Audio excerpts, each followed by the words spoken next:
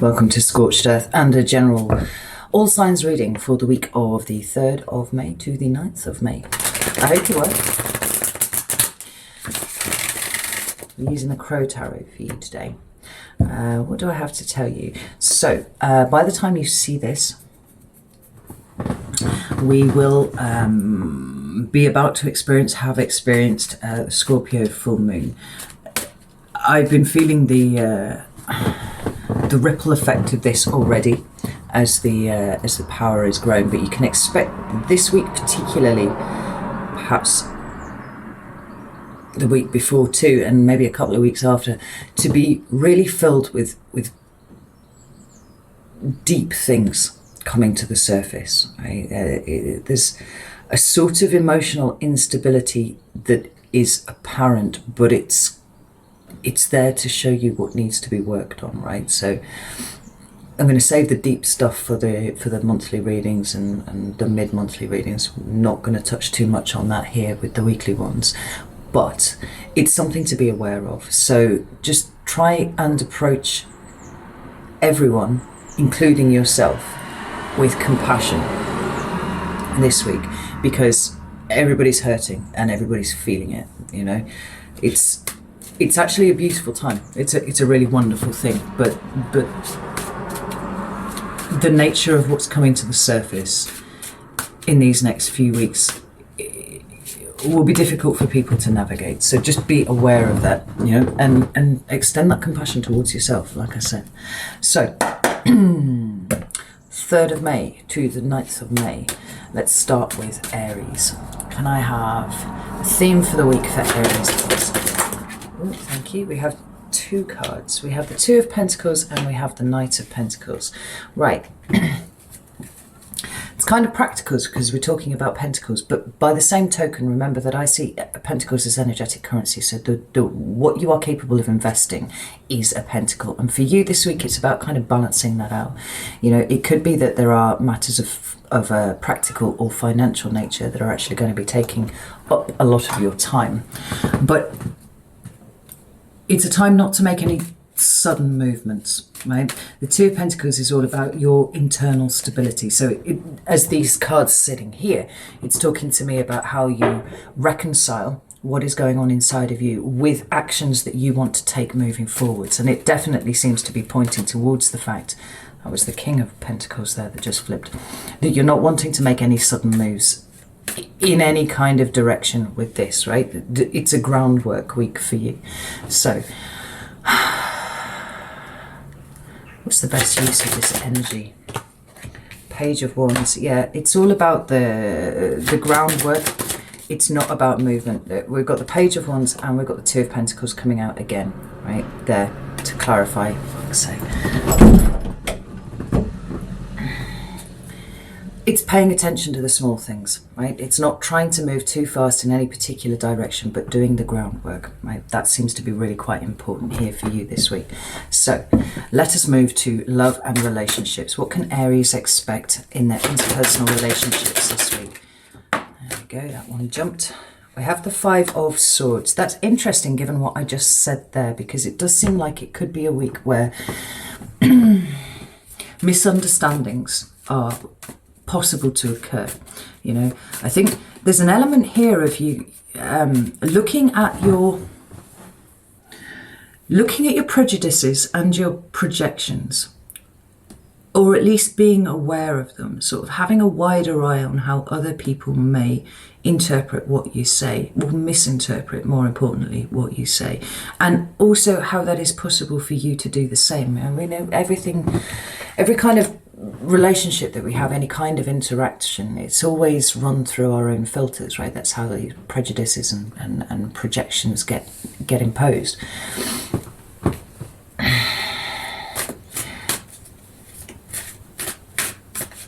And so often I consider it to be fascinating. I actually do find it fascinating that people are able to communicate at all, right? And get the point across, because there's so much kind of white noise and static in the way that there's always the capacity for misunderstanding.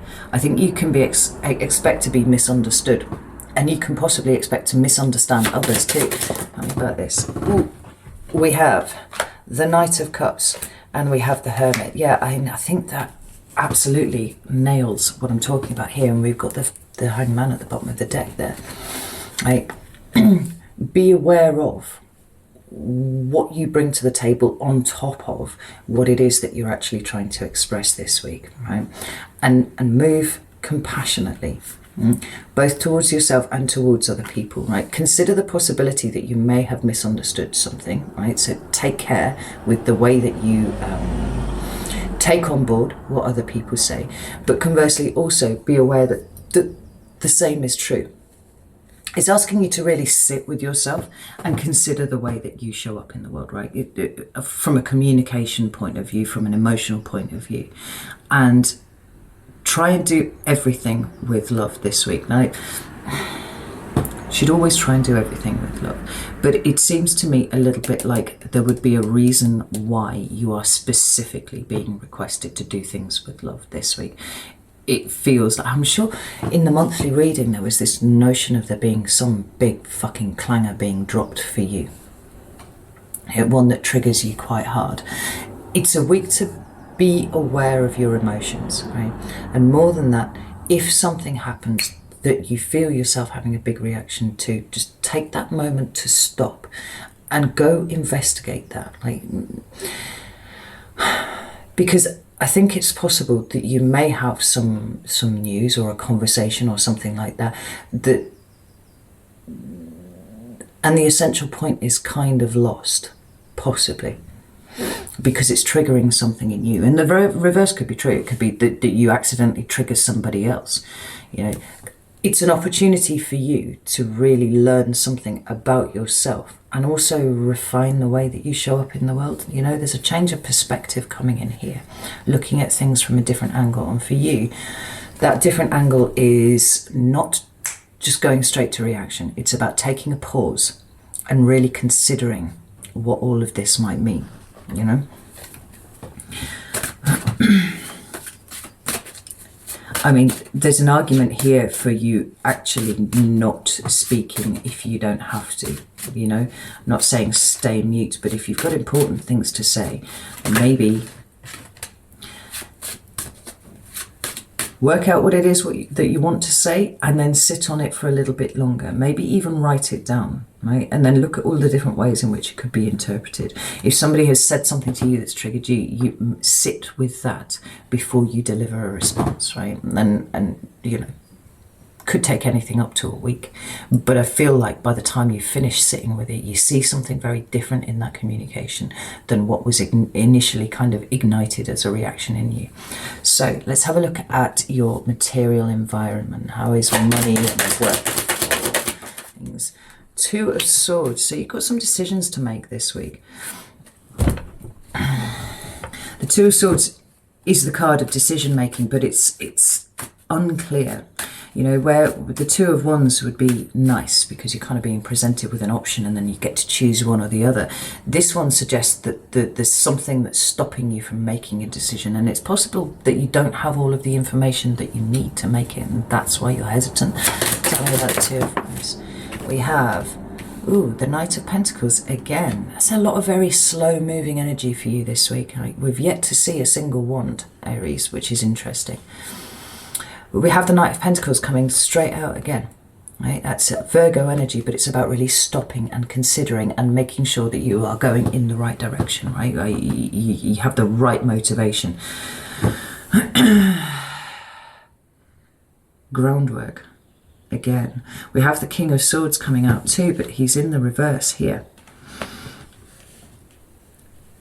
And it feels a little bit like your judgment might be off in some way or another about a decision that you need to make. Now, I feel like that's because you don't have enough information yet, but I don't think that the information is necessarily coming to you. I think it's something about your own reaction to this situation that kind of requires a little bit more investigation. We've got the Wheel of Fortune at the bottom of the deck, which is quite interesting, followed by the World, followed by the Ace of Wands. It's a tying up loose ends kind of energy. You know, and I cannot help but really be overly aware of the Scorpio full moon on you here. This is a week for tremendous insight in all sorts of things, not only in your love and relationships, but also in your work environment, your material environment. You know, you've got a decision to make, but check that you're making it from the right place. You know, that it's not a sort of knee-jerk reaction where you're kicking back about something. This week, everything is slow and steady.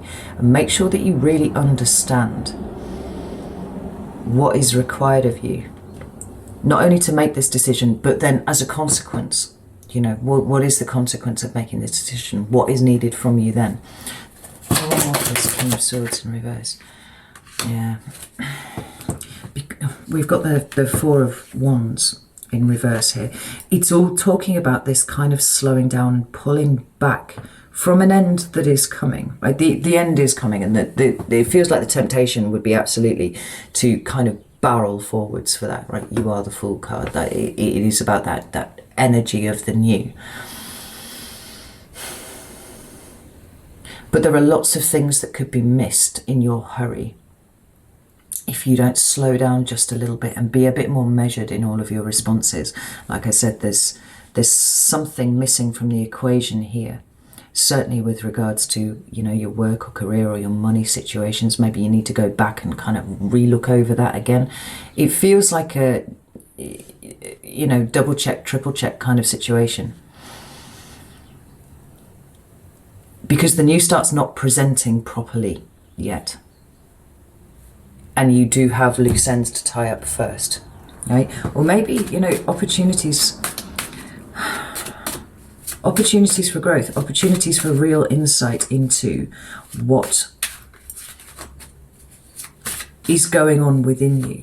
We've spoken quite a lot over the last few months about kind of understanding your drive and why it is that you press forward so hard. And I've seen Sagittarius doing the same thing, because you're both absolutely, like, you know, pointing forwards and zooming, right, all the time. You like to be busy. But analysing why you've been busy has been really, really important.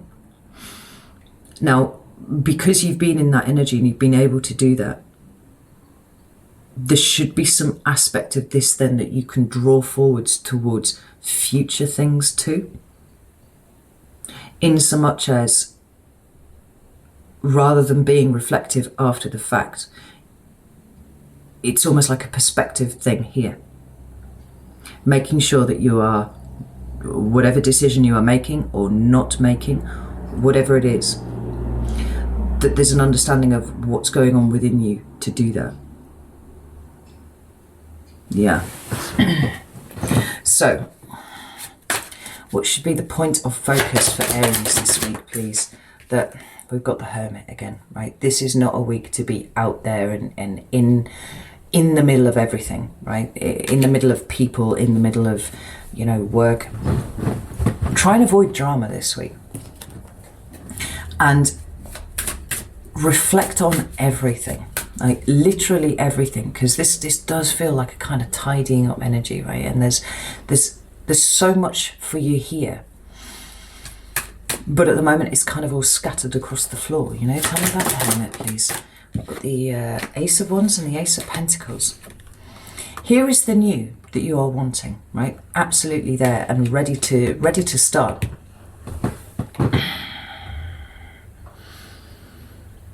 When the work is done, when the reflection is done, you know, when you've really sat and worked out what all of this energy that you've been in for quite a long time has been teaching you, right? Because I think there's an element here of it clarifying your drive for you and improving and empowering your drive, making you even stronger.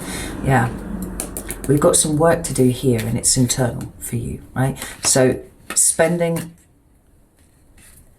if not pulling physically away from people, certainly spending time considering every aspect of how you interact with everything, whether it's people or situations, your own financial state, you know, your living, you know, environment, all of these things. Because it really does help you show up stronger for the new opportunities that are coming in, right? This Knight of Pentacles that's showing up twice here for you. It's about really understanding the value of something, right?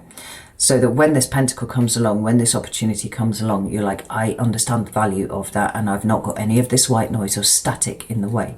I can go for it. I can really, really leap on that opportunity without having to second guess myself, because I have already done all of the thinking beforehand, you know. What should Aries avoid this week? Got the Lovers in reverse. Avoid not making decisions about things, right? Now, I said I don't think that this was particularly a week for you being active in going after things, right? It's a week of being still.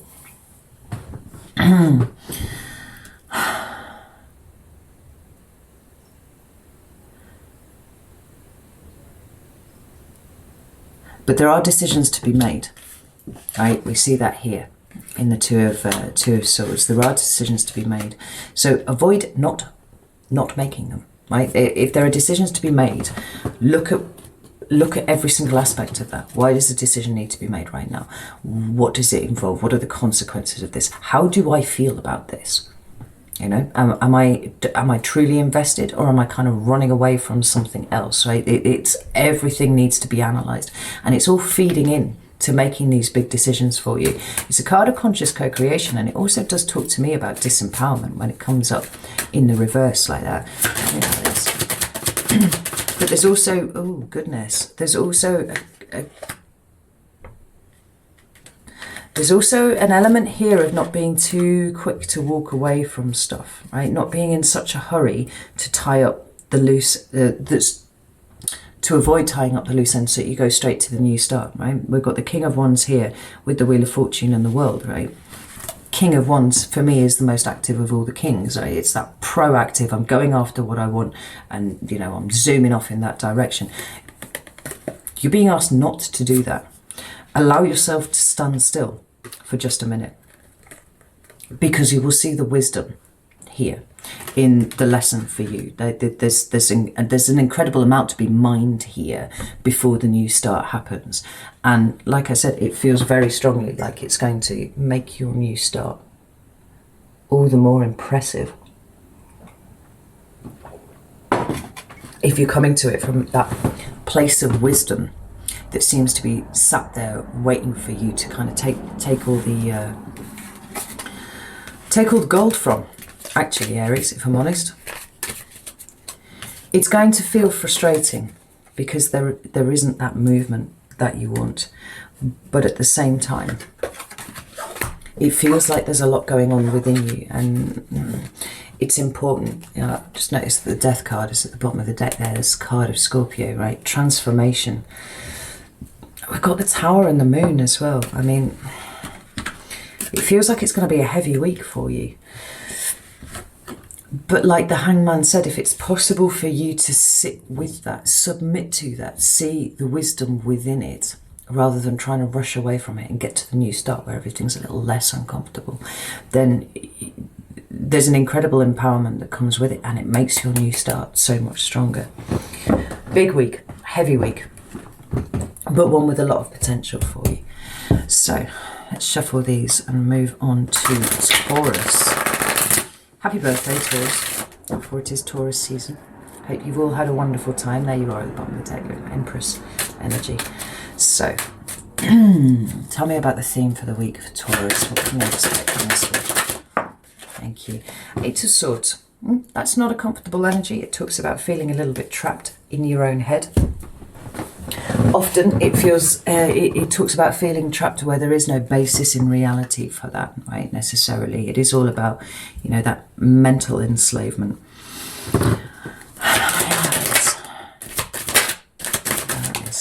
So we have the Nine of Pentacles, we have the Star, and we have the Seven of Cups. Yeah, it feels illusory to me this week, Taurus. Like any way in which you are perceiving that you are trapped is actually a big sign for you that this is a thing that you need to work through, right? We have the Nine of Pentacles, which is about that independence and self-sufficiency.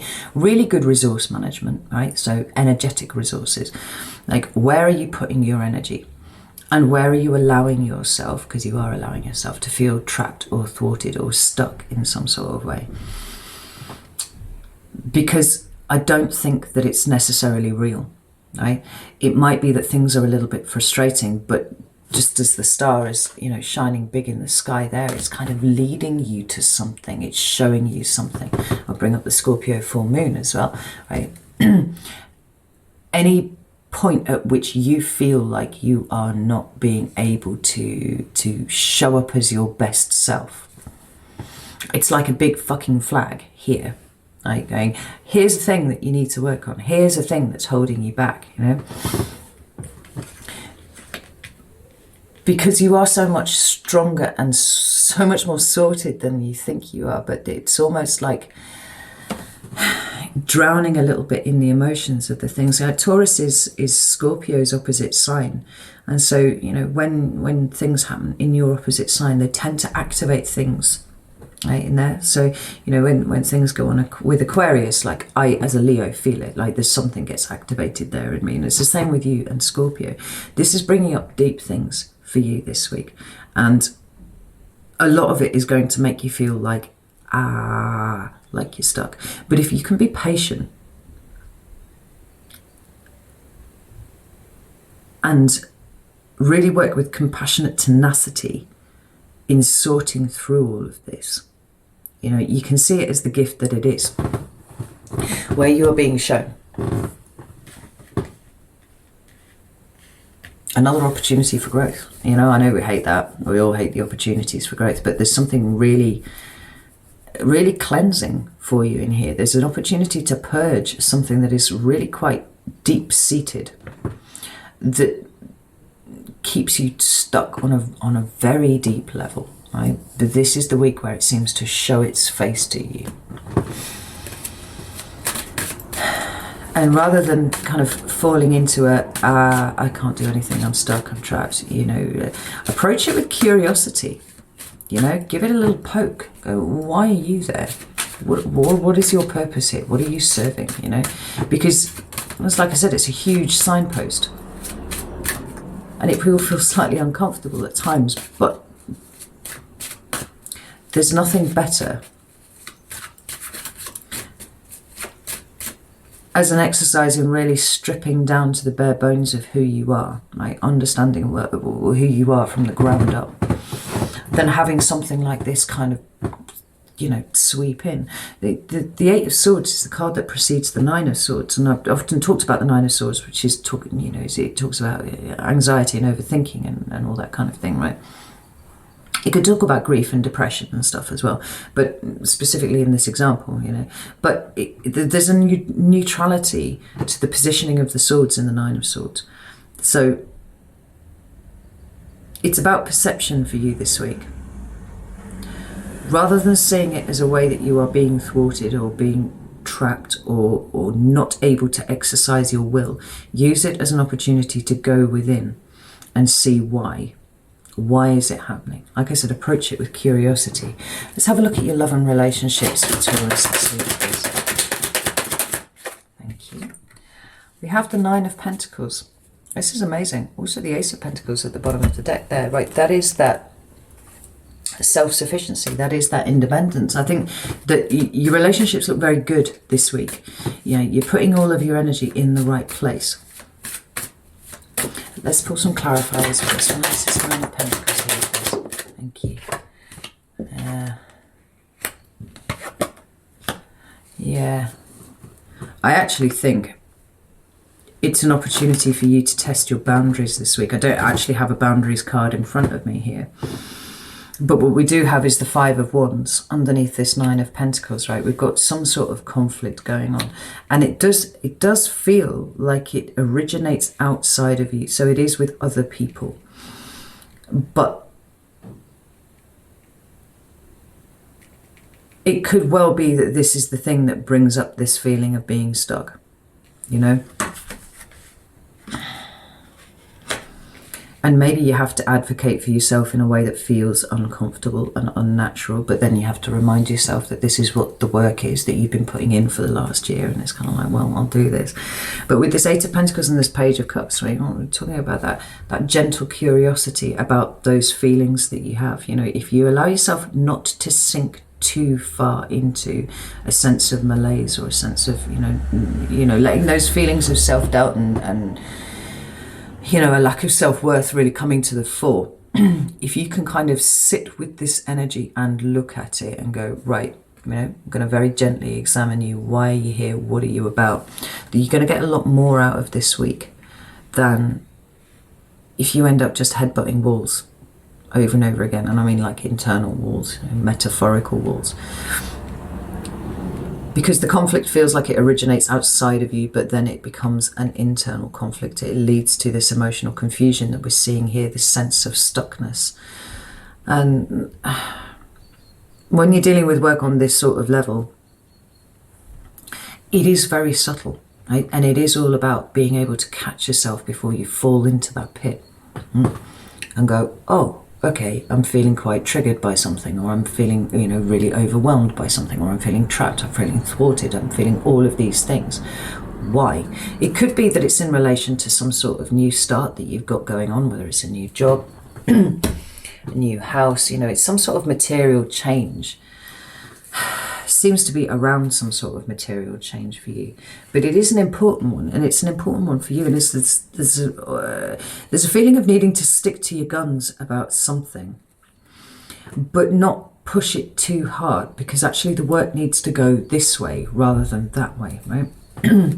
Tell me about work and material environment for material environment, right? We have the Four of Cups in reverse and the Hierophant at the bottom of the deck there. So things looking quite stable. That's Four of Cups, please. Oof. Looks like there's an opportunity coming in for you. And the Four of Cups is quite a difficult energy card. But when it's in the reverse, it's really quite nice, because it speaks to me about gratitude. It could be that there is, your work colleagues or your bosses or something like that are really expressing gratitude for something that you have done, but it feels like it's opening up an opportunity for you, and it's going to be short-lived. It's one that you don't want to sit and think on too long. There's a kind of requirement to kind of like leap in there. We've got the Lovers card at the bottom of the deck here, which is a card of conscious co-creation, but it is a card of making decisive judgments about things, right? So you see an opportunity. Are you going to go away and think about it for 3 weeks, or are you actually going to act because it's the thing that you want? It feels like it's kind of being brought in here, and if you're not on the ball, you're going to miss it, right? But the really delightful thing about this is that you have brought this in. It's by virtue of your work, it's by virtue of your work ethic, it's by virtue of your capabilities and capacities that this has kind of arisen. But there's a possibility that there are other people who may also be a good fit for this, and speed is of the essence at this point. If your working environment is slightly different, in so much as you don't work, or you're retired, or something like that, then we can see this as being opportunities coming in your material environment, perhaps something that is fun, perhaps something that is a bit lighter than the energy that you've been in of late. And it's like, seize it with both hands, enjoy it for what it is. If you're self-employed and running your own business or something like that, because the King of Wands is the entrepreneur, it could be that there's a way in which you you're enjoying what you do so much, right? There's a really relaxed feel about it, that actually you spot an opportunity, perhaps a niche in the market somewhere, or a way of smartening up the way that you are presenting things, that will be very good for you, right? With the King of Wands here, whatever situation you find yourself in, it's actually a week to be seen, right? And if you take nothing away from this other than that, it is a week to be seen. It is a week for sticking your neck out just a little bit, right? It is a week of courting attention, if you feel comfortable enough to do that, because the opportunities are there for you to take if you do. So Let's have a look at your point of focus for this week. What should Taurus be focusing on this week, please? Thank you. Judgment. There it is, right? Exercising really good judgment at all points. Now, this is going to be kind of difficult for you because you're going to have this swirling emotional stuff going on inside. But don't take your eye off the ball as to what's going on outside of you too, right? We say you can change your life in a moment, right? Just like that. And it's about thinking about things in a slightly different way, right? It's sometimes not mulling on things too hard, but actually just taking that leap as that opportunity presents.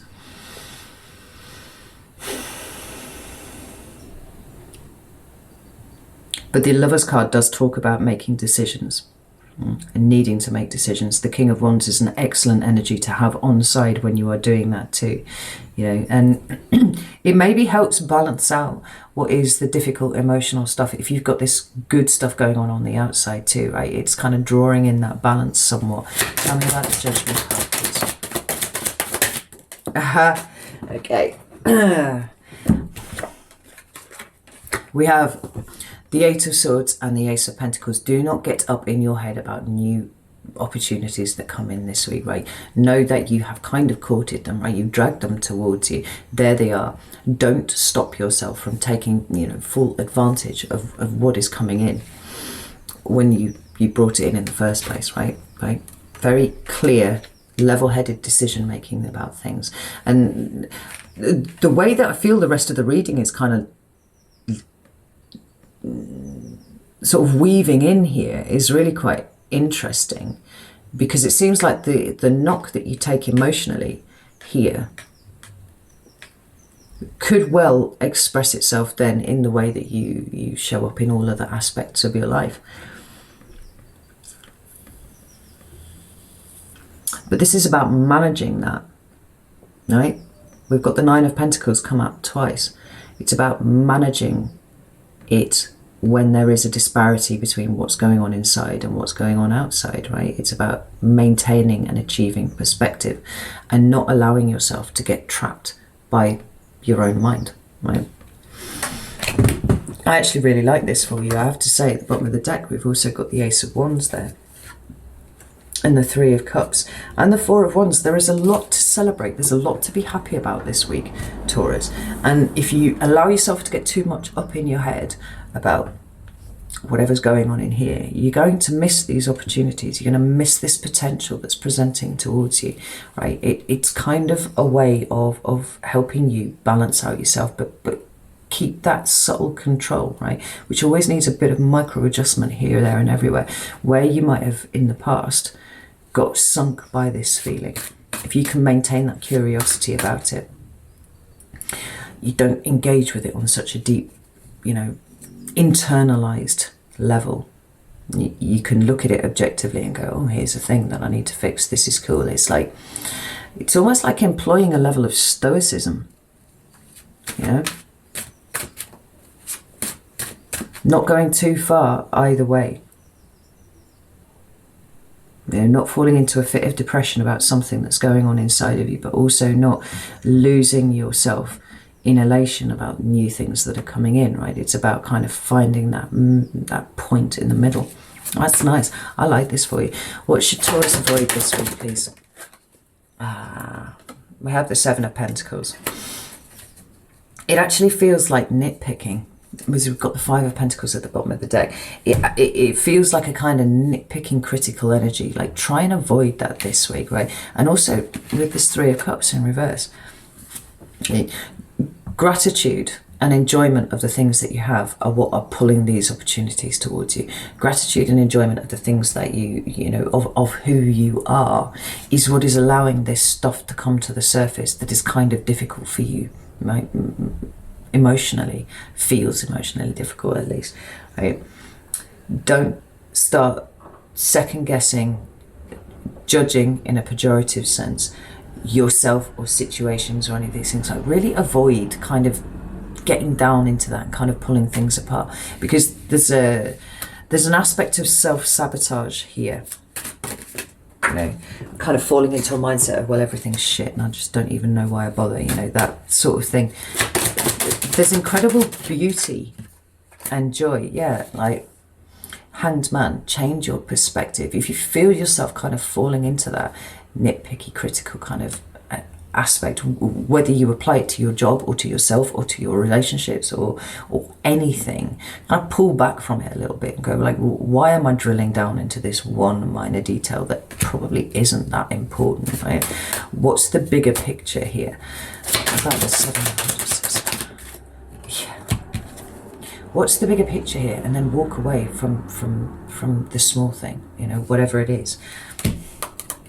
3 of Swords. It's probably worth remembering that your reaction here is coming from a place of unresolved trauma, right? Which this week is all designed to bring up in you. It's a week that can be challenging, but it's also a week that if your perspective is in the right place, you can actually ride this train quite nicely and get a hell of a lot out of it. But it's all about your mindset. If you are conscious of that, if you are practicing a good level of awareness about your own mindset and avoiding the bear traps that your subconscious is setting for you, you've got an opportunity to do some really big things this week, Taurus. So I like that for you. I actually really do like that for you a lot. So let's move on to Gemini. Give me a shuffle.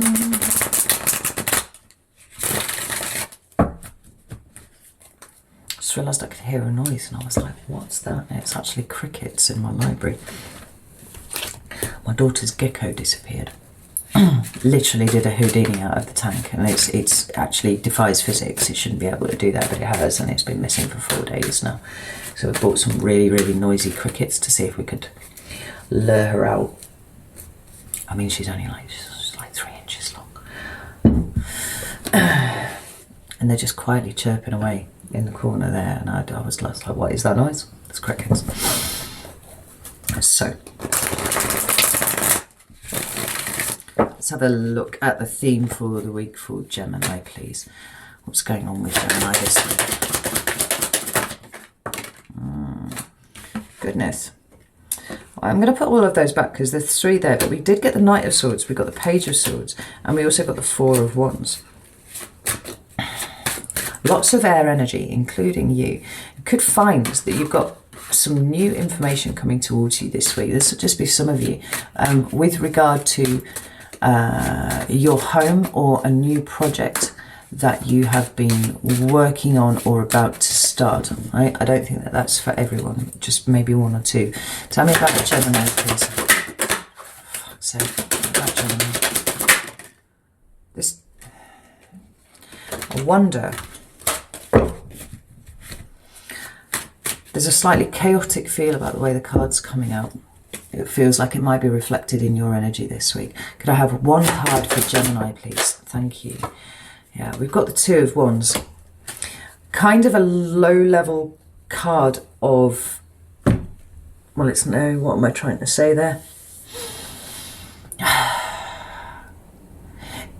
It's a card that can low-key talk about chaos, right? Because it indicates a lack of movement and it indicates a need to move, but a need to make a decision about which way you are going with one thing or another, right? It does talk about decisions to be made. Let's have a look at these decisions. Thank you. What have we got there? 2 cards fall out there. Interesting.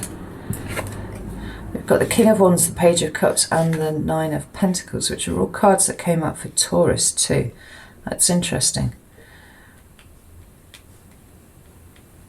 So the King of Wands is a very active card. It's about going after what you want. And the Page of Cups is kind of like a gentle exploration of things. You know, it's being very open to stuff. It can sometimes talk about emotional messages coming in, you know, low-level messages of love. I often see that as an apology, to be honest, but I'm not feeling that here for you.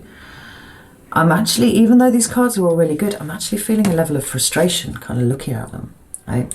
We've got this card of independence and self-sufficiency and doing things, you know, yourself, managing your own energetic resources really, really well. But I'm sensing a kind of conflict between these, or a tension at least. Because the Page of Cups is not a particularly active card. You know, it's quite passive. Water is quite a passive card. So we've got, like I said, this feeling of tension.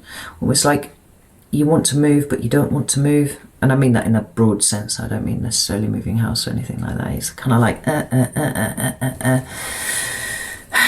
And the Eight of Swords at the bottom of the deck, which I had not noticed, but makes perfect sense now. Right? It's a feeling of being stuck. Yeah, we've got the Ace of Pentacles following that directly. These cards came up for Taurus too. There's a new direction that you want to move in some way, and it could likely be to do with a job or your business or a home, you know, something like that. When we're talking about the Ace of Pentacles, it's about the way that you manage your pentacles. And you feel thwarted and stuck, like slightly trapped this week. Now, let's pull some more cards, because I feel like there's a, you know, there will be a lesson in here somewhere for you for sure, but that there's something kind of bigger going on here that you almost haven't noticed because you want to move and you're frustrated that you can't move, and you haven't really looked at what the bigger picture is about why you're being kept still in the first place. Let's have a look at love and relationships for Gemini, please. We have Six of Swords in reverse, which is interesting. We also have the Eight of Wands at the bottom of the deck. It could well be that you are hearing from somebody from the past this week, Gemini, and I wonder if this kind of sends you into a bit of a kerfuffle with yourself. Tell me about the Six of Swords, please. Oh, kerfuffle is right. The way these cards are flying out here. Yeah, like,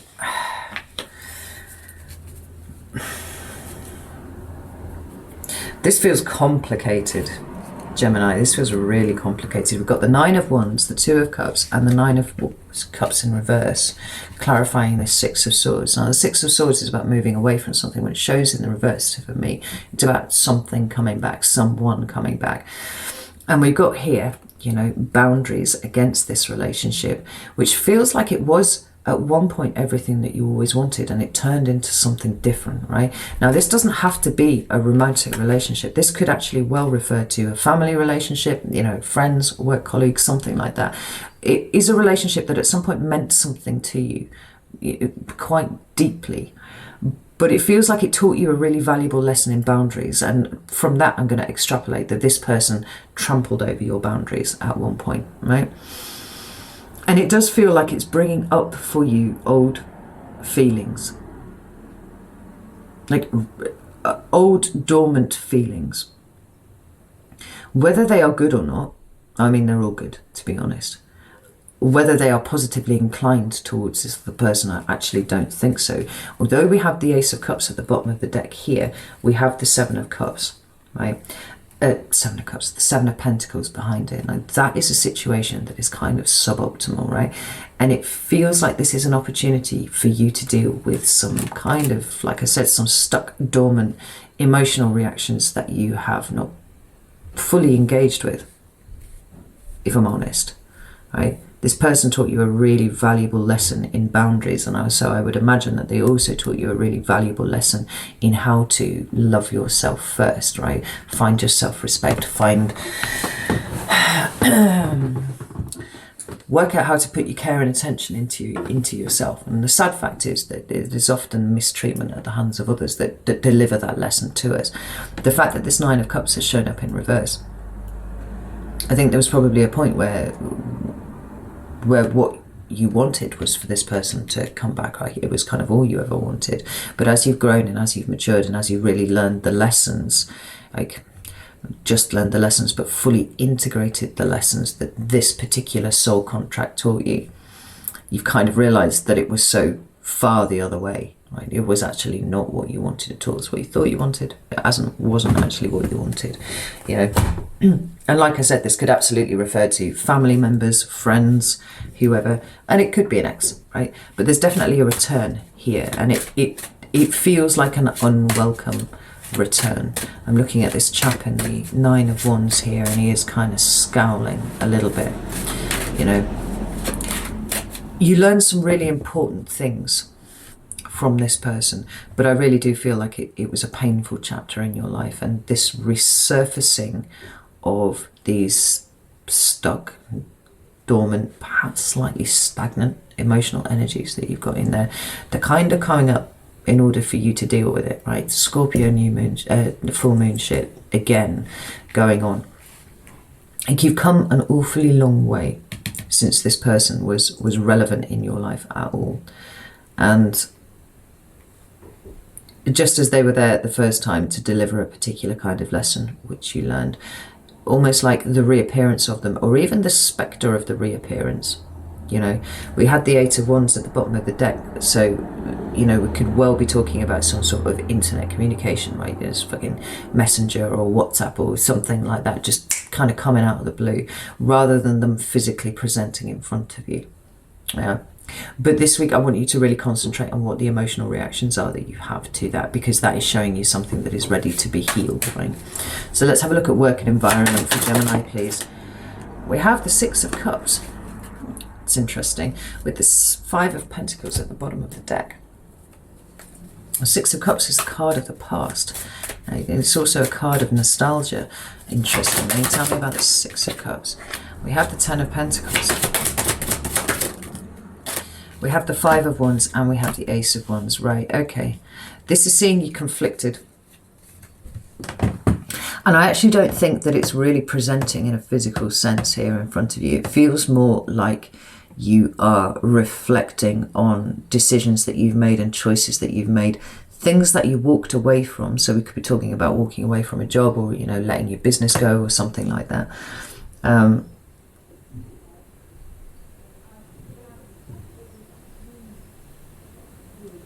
Because I think you're struggling a little bit, Gemini. And I think that's the root of the problem here. You are struggling. We've got the Ten of Wands at the bottom of the deck here, and we have the Five of Wands sitting in between this Ten and Ace of Pentacles. You know, I think this week is having you kind of looking at things and going, well, you know, I kind of had it better when everything was really stable. Like, why did I turn my back on what it was that I was doing to chase a singular pentacle when I probably already had 10, you know? Now, for some of you, I think you kind of lost your jobs. I think a lot of people have lost their jobs recently, you know, and it might have been that you actually did not have a choice but to do it. You know, it was kind of like sink or swim, and you chose to swim. Because of course you did. But it's proving to be harder than you ever thought it would be.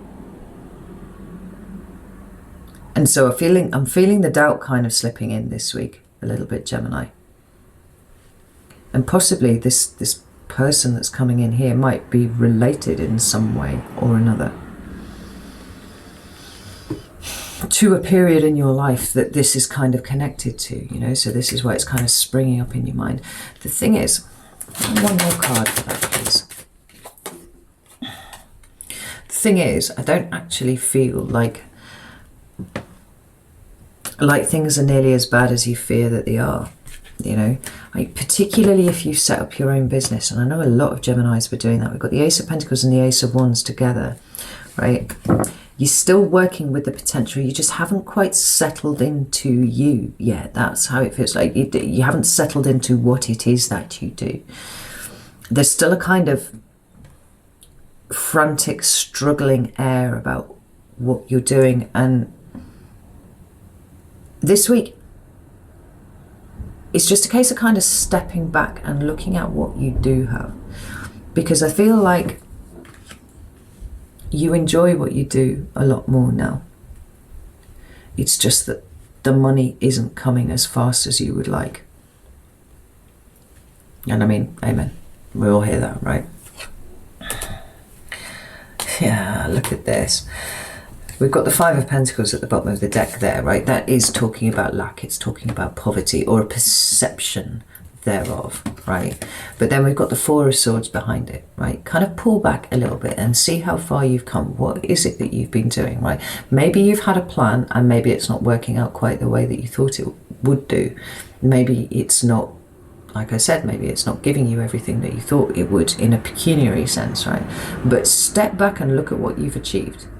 Step back and look at, I feel like, how much joy you bring to people. And also how much joy you have in yourself for what it is that you do. You know, not everything is about money. It fucking helps, but it's not all about money.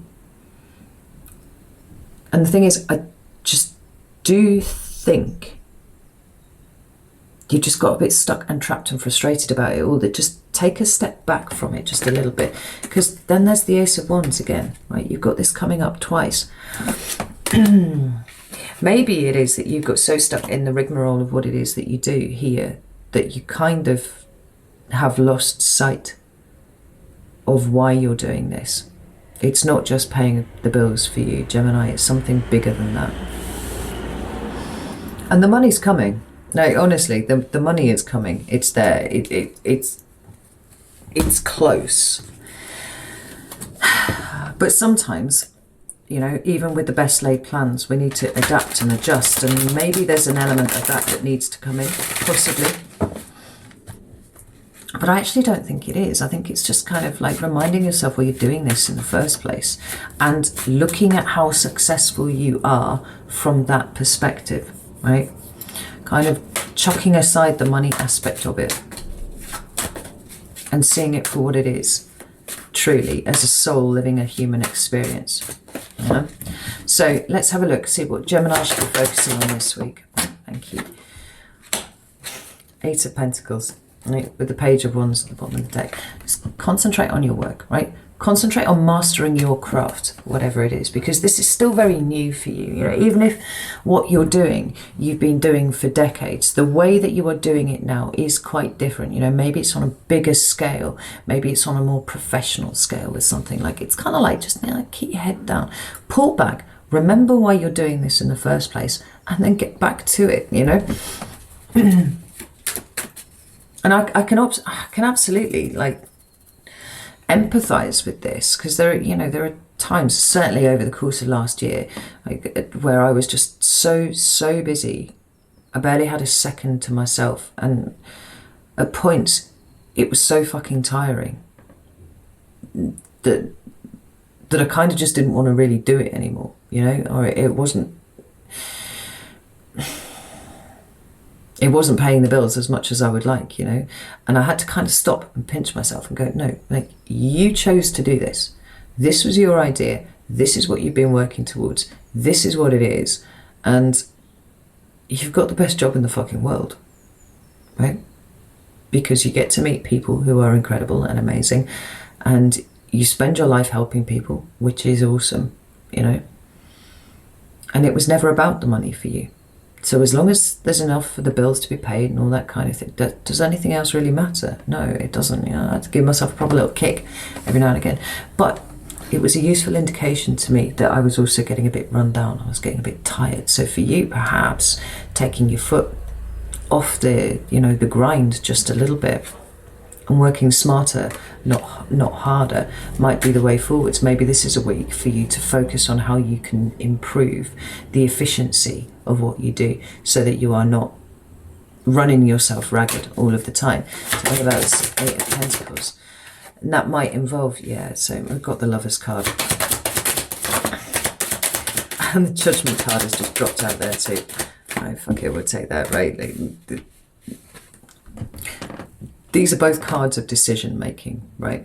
Now, it feels like it's literally echoing what I just said. Like, remember that this is decisions. These are decisions that you made for yourself. This is actually what you wanted, right? Examine where you've kind of got lost in that, right? Come back to the main essential point, that this was your choice. This was your decision. This is something that you love. And there was a reason for doing it that wasn't about money, you know?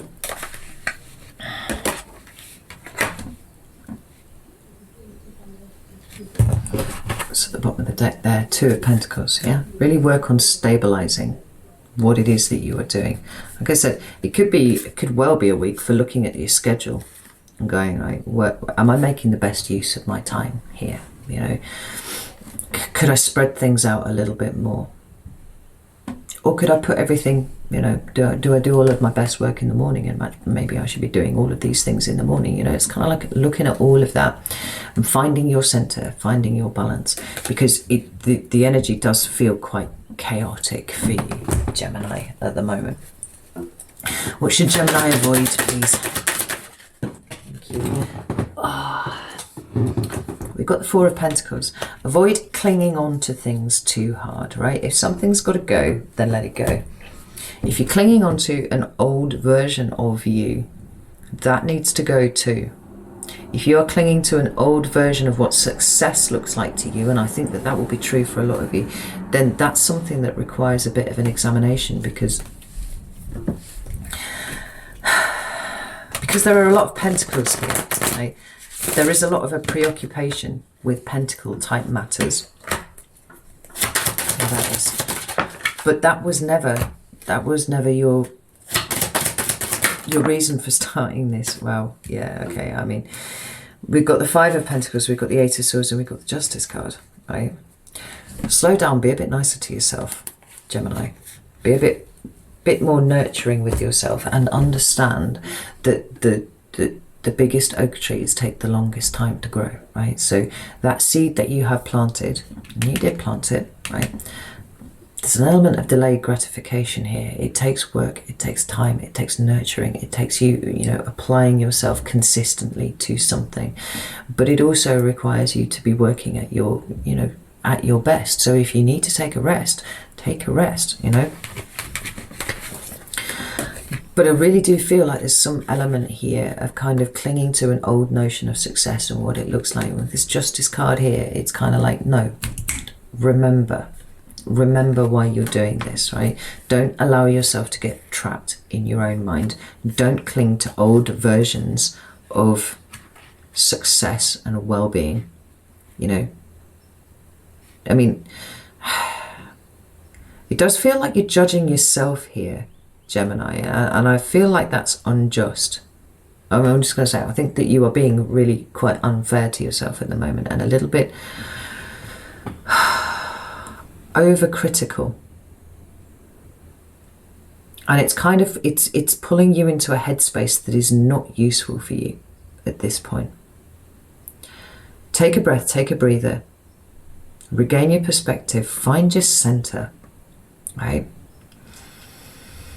And come back to this fresh, with renewed vigor, you know? Because what you want will come. It just takes time. Right, okay. I'm gonna have to pause here, I think, and go and take a comfort break. So, shall see you in a second. Okay, so let's move to Cancer, Sun, Moon, and Descendant for the 3rd to the 9th of May. Shut the window when the frankincense is burned down. So let's have a look for a theme for the week for Cancer, please. What's the theme for the week? Oh, there we are. 12 down there. We have the Magician. This is wonderful, Cancer. This is talking about capability and capacity and empowerment and manifestation, and knowing that you have the ability to bring towards you the life that you want, right? In whatever sense that applies. So that is Magician. We have the Five of Cups here. We have the Eight of Swords. It's been a very busy card today. And we have the Two of Swords. This is wonderful because this is a release here. You know, all of these cards down here are traditionally considered to be, you know, relatively negative. We've got the Five of Cups, which talks about, you know, bereavement and loss and being stuck in a state of yearning and pining for something that has gone, right? And we have the Eight of Swords, which is talking all about mental restriction. Specifically the ways in which we limit ourselves, right? And then we've got the Two of Swords, which, you know, can talk about a kind of willful blinding to the to issues, to things that need dealing with, right? Ignoring your intuition, ignoring your emotion, all of that sort of thing. It's all underpinning this Magician, and it feels like this incredible release, like a realization that you have been doing all of these things for a long time. And so, we've got the Death card at the bottom of the deck. That's extraordinary. And it's followed by the Chariot, which is your card, Cancer, there. But it's also a card that talks about determination to succeed, you know, setting goals and hitting them. With the Magician being the theme for the week for you, it's almost like the deeper the realizations that you have in the ways that you have kept yourself stuck for a long time, and we have talked about this at length in the monthly videos, the more liberated you are, like the more the capacity you have to change your life in whatever way that you see fit. It's a really strong week for making decisions, right? Making really good, strong decisions that shift the trajectory of where you are headed, right? When you understand that you are a soul living a human experience, and essentially you're bound only by the limits of your own imagination, suddenly the world opens up, you know? I think I said in the monthly reading that Cancer felt like you were in a transitional state. I think that's what I was talking about there. Like stuff was ending, but new things hadn't quite started yet. And so there was a kind of consolidation almost of everything that you had learned in the previous cycle, ready for the start of the new one. And this is awesome. I really, really love this for you. Let's have a look at love and relationships for Cancer, please. We have the Nine of Wands. Good.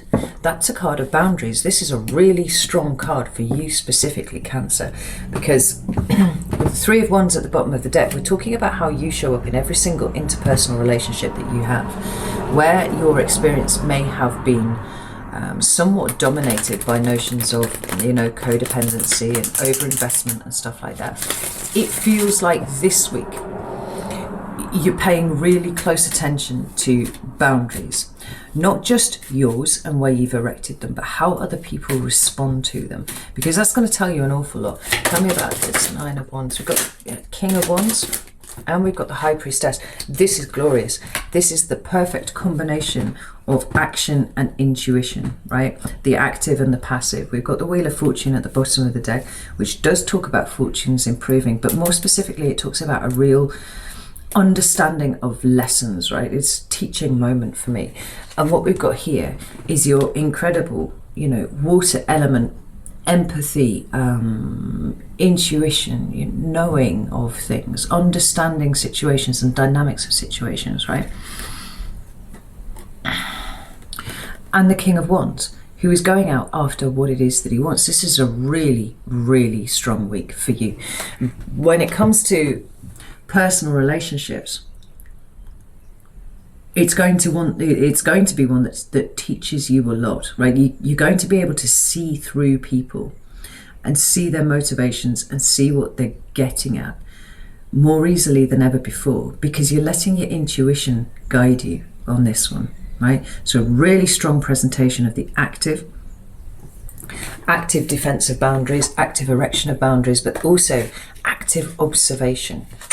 You know, I know it's kind of like active passive, but you know, really, really being able to deduce properly what is going on. And I do feel a strong sense of you getting really empowered by that. Maybe you see things about people that you haven't noticed before, certain ways that they act towards you, you know. But I feel like you're able to sift through the projection more this week. You know, you see where people's reactions, where you have internalized that, and you know, you made it your fault in some way, decided that this is something that you needed to work out harder. What you've got here is a kind of acknowledgement that everybody is bringing their own white noise, their own static to every kind of situation, and you can see through that this week. It's really, really powerful. So let's have a look at work and material environment. And we've got two there. We've got the Five of Cups and we've got the Knight of Cups. So both cards are strong emotions, but again, I feel you moving away. This is the second time that we've seen this Five of Cups energy here for you, and it feels like I'm moving away from this sense of having missed out or lost something, right? Maybe maybe you got passed over for a promotion or something like that, you know, and you've internalized that and decided it was a criticism of you as a human being, you know, all of these kind of things. Or maybe you got, you know, resentful about it. I put in so much work and it hasn't been acknowledged, right? I actually kind of feel you leaving all of those feelings behind, because we've got you here with the Knight of Cups, just kind of picking up the one cup that's important and moving away. Tell me about this Five of Cups and Knight of Cups, please. Yeah, we have the Nine of Swords, followed by the Ace of Cups and the Six of Wands. This is incredible. This is a complete about face, volte-face, if you will, on what has been a difficult situation for you. You know, whether you're self-employed or whether you're employed or whether you're not employed, you know, there's some element of you having been kind of feeling like you've been passed over, or feeling like you've had to work too hard, or feeling kind of bitter and resentful about something. Like, there's such a powerful week of attitude and perception change. You know, I see you just kind of picking yourself off and going like, this is no reflection of my own personal value. I'm going to keep plodding on the path that I've set for myself, because actually my intuition is guiding me and I know that I'm going in the right direction. This is extraordinary, Cancer. I love this. So let's have a look. What should Cancer be concentrating on this? The Fool. Delightful. I love this. We also have the Empress at the bottom of the deck. Now the Fool is Aries energy. The Empress is Taurus or Libra energy, right? Both of them have within them the implication of the new, right? With the Empress, it's all about creativity and abundance, right? It's about being grateful for the things that you have and not concentrating on the things that you feel that you have lost, you know. I think often you can end up kind of dodging a bullet and not realizing it until a little way down the line. And there is possibly an aspect of this here, but it's like, keep creating, keep working on the new. Keep heading towards this new start, this new cycle that's been opening up for you, you know. I cannot remember exactly what was in your monthly read, but there was this transition, you know. Yeah. And groundwork was what I just heard, and then these two cards came out, right? So we've had the Knight of Cups there. For fuck's sake. We had the Knight of Cups here, you picking yourself up and kind of moving on. And where are you going? Well, you headed, you know, one foot in front of the other, plodding towards this new start. We have these two cards of Aries, which are really, really interesting. Because for you, getting your shit together is doing the groundwork for your new cycle, what it is that you are wanting to bring in. So it's about not focusing on the things that you feel like you might have lost, or the ways in which you've been passed over, or any of those kind of things. It's marching resolutely forwards. What do I want? What am I bringing into my life? You know, we had the Chariot at the bottom of the deck as well, remember, underneath the Death card. There's a huge transformation occurring here for you. You know, and it's so close you can smell it. I'm absolutely certain of that. But this week is a week for groundwork, right? And with the Magician card here, and the High Priestess here, and the Fool and the Emperor, like, if you dream it, you can make it happen. It's that kind of energy this week. So what is it that you want? Like, bear in mind that I'm not one of these people who subscribes to the law of attraction to the degree that, you know, if you don't get what you want, then clearly you just haven't thought positively enough about it for a long enough time. But there have been a lot of ways in which you have got in your own way, and you are an efficient and capable human being. And it's been your mind that's held you back. But the energy is working with you here. It wants you to soar. It absolutely wants you to soar. So where do you want to be? You know, now's the time to start making the plan. If you have something in mind that you want to do, what are the steps that you need to take to get there? Right? They don't have to be fast, but they do have to be consistent. And I think that's an important thing for you this week, Cancer, consistency. And just showing up to everything. Right? There's such a strong presentation of energy here for you. It's incredible. Tell me what Cancer needs to avoid this week. 10 of Pentacles. That's interesting.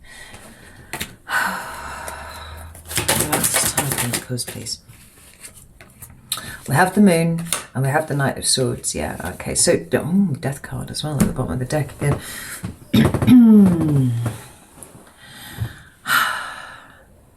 Avoid chasing things of too material a nature at this point, right? There's no issue at all with you having plans for how you want to improve your material existence, right? Whether that is getting a new job or starting a new business, or, you know, changing the way that you conduct your business, you know, all that sort of thing.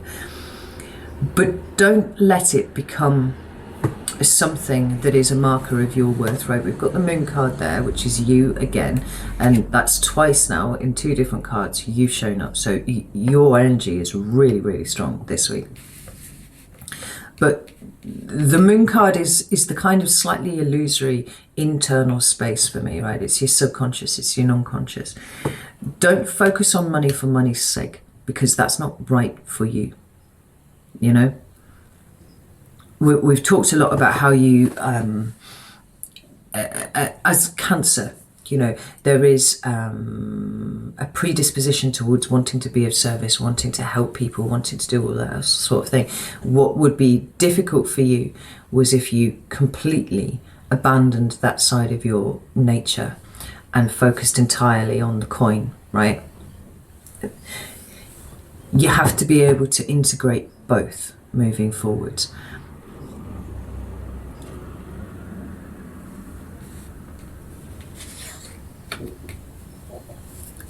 And I would also, interestingly, be careful about who you talk to this week. Be careful about who it is that you put your, you trust your confidences to. Because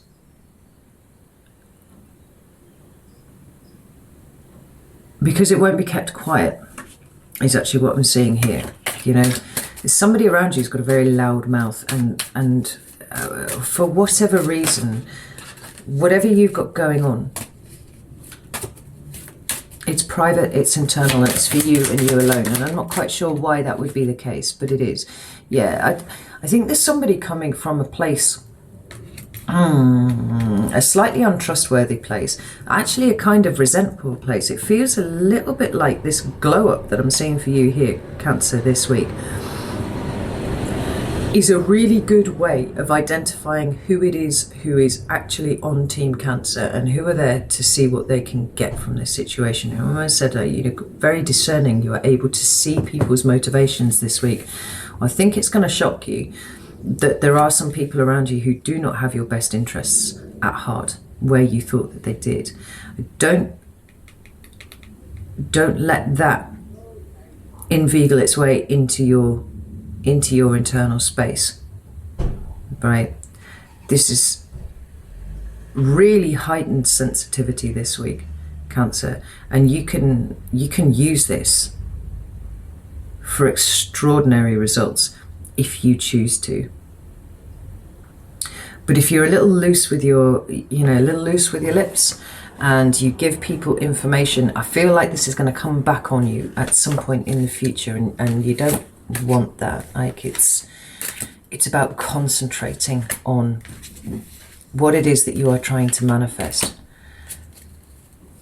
Yeah, in fact, the other way of looking at this Ten of Pentacles is a card of commitment.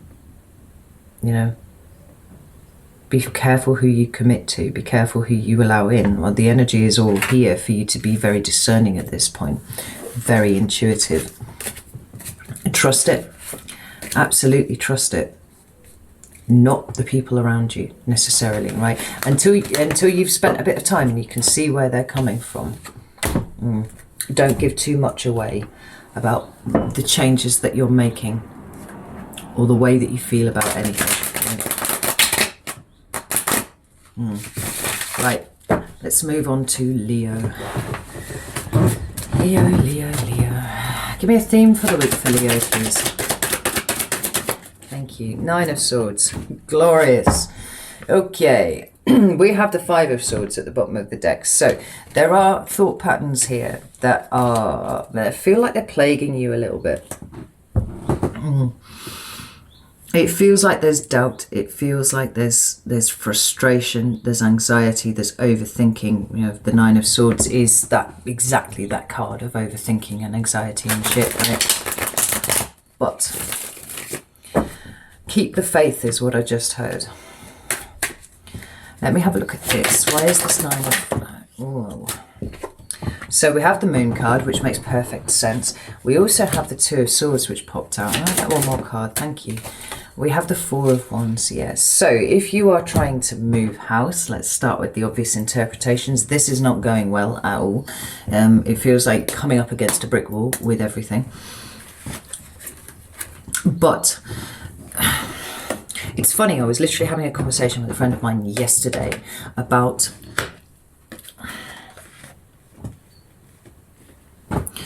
deep-seated things coming to the fore, right? Let's bring in the Scorpio full moon that's coming in, you know, and the energy of that will be around for a good couple of weeks. It is about dragging the stuff, which, you know, in the Moon card is very deep, very rooted, dragging it up to the surface, because it feels to me not only like that.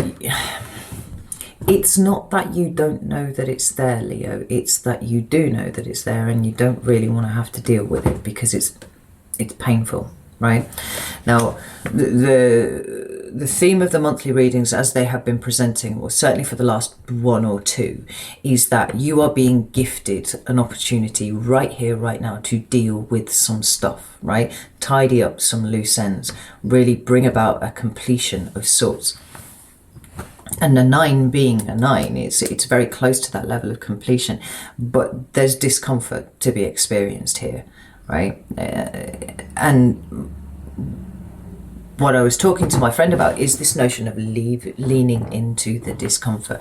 Whatever makes you feel uncomfortable, Leo, that's where you've got to push this week, because there's a shift and a change occurring inside of you, or maybe even outside of you, actually, which you need to adapt to be able to fully show up, right? That's how it feels to me here. There's a cleansing, there's a purging, there's a pulling out of some kind of deep, ugly, maggoty kind of stuff that's been festering around inside of you that runs really, really very deep. And not only does it run deep, but you kind of perpetuating it in your day-to-day life by allowing your thought processes to be corrupted by this, right? So rather than looking at it as a situation where it's shit, I'm just going to be worrying all fucking week and it's going to be awful. Like, when a worry, when an anxiety, when a concern pops up, go, hello, right, let's engage. Let's engage, because I want to know why you're here, and I want to know why you're popping up at this point where actually the last thing that I need is more fucking worry, more fucking concern about something. Yeah, it's uncomfortable because it feels like it's all popping up so fast, and I know the frustration because we felt like we've been being so patient, and yet the new stuff, you know, we haven't hit the promised land yet, and you're like, it's just around the next corner, and you get around the next corner and it's fucking 2 miles down the road, and then it's just the next corner, it'll be fine. It's like everything's like a Yorkshire mile, you know, by which I mean, right, if you live in Yorkshire, you'll see things that's signposted for a mile, you know, and you walk 3 miles and you still haven't hit the thing, and then you could come to another signpost and it says, oh, it's 2 miles, and you're like, what the fuck? It doesn't make any sense, you know. Yorkshire mile is just, it's not even a proper measurement, really. But it's much, much more than people say it is.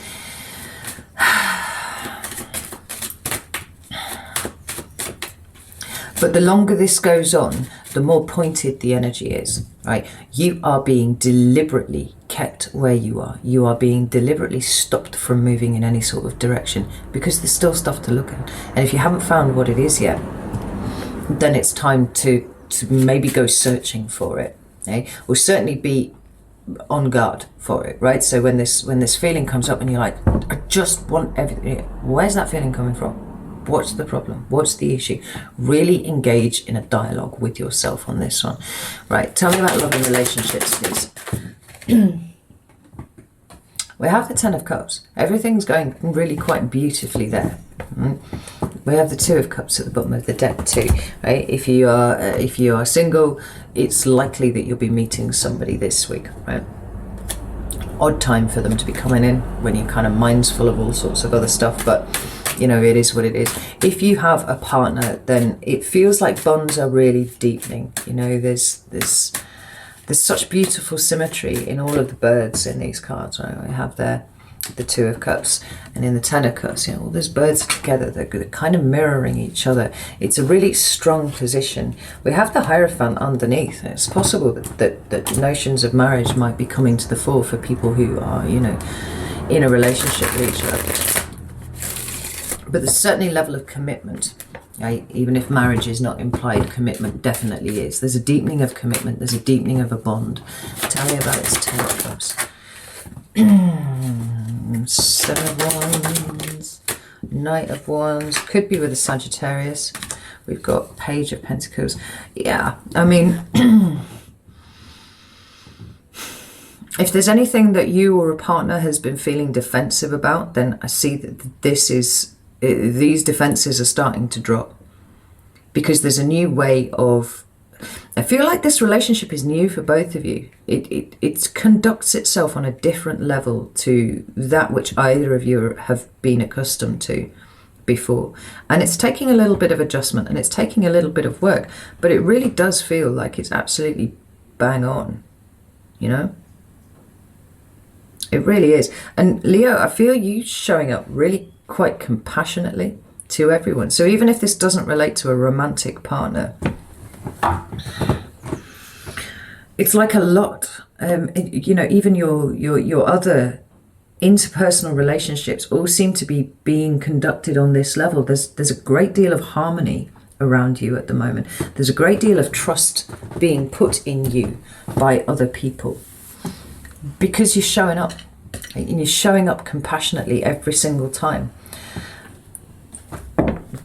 This is awesome. I love this. I really love this. But, and actually, I have nothing else to say about that, right? It's bang on. Keep doing what you're doing, because it's excellent. Let's look at work and money and materials and all that sort of thing. Thank you. We have the World card. This is interesting. The World card often indicates a completion, right? But for you, I feel like it's a leveling up. You know, the whole world is a stage, and Leo is a born actor. You know, this is your environment. This is where you are born to be. Tell me about the World card. We've got the Six of Wands. We've got the Seven of Cups. Ooh, we've got the Death card at the bottom of the deck. We have, with the Six of Wands, we've got the Page of Cups and the Seven of Cups.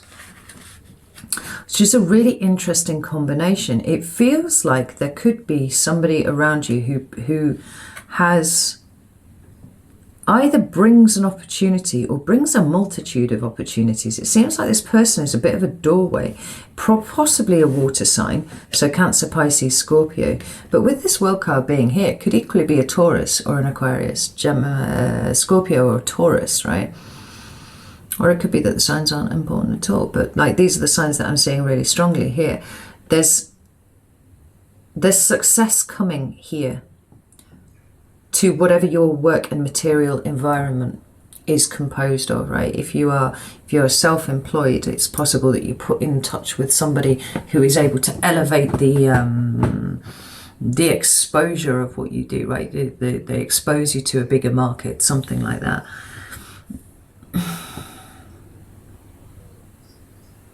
If it's work related, then it could well be that you meet somebody who is giving you an in to somewhere new, right? Because we've got this completion going on. We've got a leveling up going on here, right? So this is very exciting. With the Seven of Cups, I actually feel like you're going to have offers, more offers than you really know what to do with. It really does feel like it's a transformation of what has been your work experience up until this point, right? We've got the Death card at the bottom, we've got the Ace of Wands, and we've got the King of Wands here too, right? There's having inspiration for something, right? There's a new possibility, creativity, passion, all that sort of thing. And then here you are, Leo, showing up to wield that wand, right? This is a week where you are seen. This is a week of visibility. Could well be a week where we see a huge shift. If things have been a bit stagnant on the work front, get ready for it to kind of take off a little bit. which is interesting given that the theme of the week for the rest of it is this kind of stop-start energy. And it could well be because you've not been focusing so much on this aspect of things, because I actually don't think that you've been focusing on your work that much. The right amount, you know. But there have been other things that have been kind of bugging you, and it feels like there's internal stuff going on here that you actually kind of wish that you could sit down and deal with properly, but you're spread out quite a lot at the moment, and it feels like this just kind of broadsides you a little bit. I mean, if nothing else, Leo, like, just look at this. You know, we've got the theme of the week for you, like what your brain is considering to be the theme for the week here. But then we have all this glorious harmony in all of your relationships there, right? Everything's just working and everything's peaceful and nice. You know, people trust you and people are really coming to you with things. With the work situation, this looks like it's about to take off too. So, Leo, is there an element here of you becoming fixated on one thing and kind of missing the fact that there are an incredible amount of things around you to be grateful for? I think possibly so. Let's have a look and see what you need to be focusing on this week. Try that again. What should Leo be focusing on this week? The Hanged Man, changing your perspective, Leo. There it is. I obviously caught it just before it landed. That's amazing. And the way that you do that is exactly as I said, you know, where those feelings are arising, where there is a sense of worry or concern or something like that, catch that feeling. Like, why are you there? Like, what is there in my environment at the moment that is actually warranting this as a response? No, I'm not able to move in a direction that I want to at this point, but I have been gifted this opportunity to sit with myself and really pull these things up, you know? Am I missing the fact that there are, you know, an incredible number of things to be grateful in my life? Quite possibly. Tell me about that. Yeah. It's a week for counting your blessings, Leo. That's what it is, you know. Got the Nine of Cups there and the Eight of Swords in reverse with the Fool, right? Liberating yourself, trusting, and this is a big one, trusting that there is a plan here, right? There is something going on here. It is not that you are being held back for shits and giggles, right? Just as a way of torturing you. There is something here. So how are you going to work with that energy? How are you going to concentrate on releasing yourself from this, you know, very stuck, very trapped energy and focusing on all the good things that you have? Like, this is it's almost in some ways, Leo, a week to kind of take your eye off the ball. Like I said, I think there's an element of having become fixated on something. And all of these other things are happening around you. They're all blowing up in a really cool, really amazing way. And you're almost missing it because of what you're fixated on.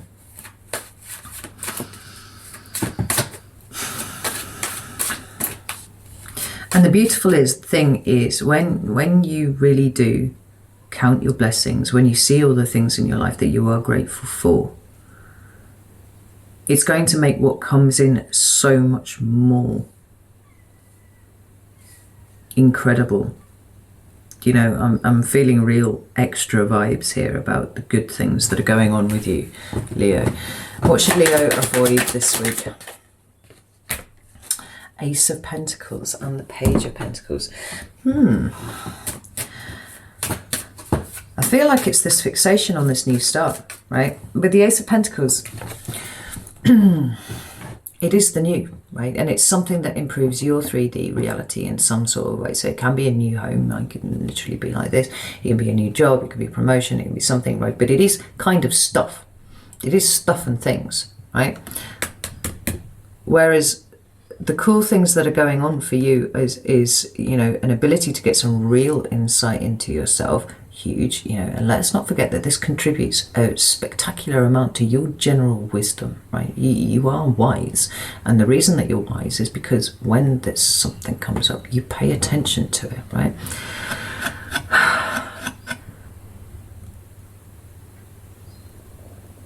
Don't be fixated on the stuff. Start looking at a bit more at the ephemera of your life, You know, the things that you can't really quantify or measure, you know, the non-traditional, in fact, markers of success, happiness, contentment, harmonious relationships, you know, your work going well, things like that.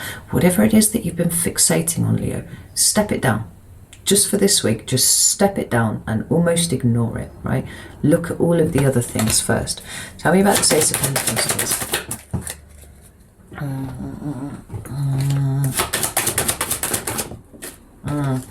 And more than that, I think if there's any aspect of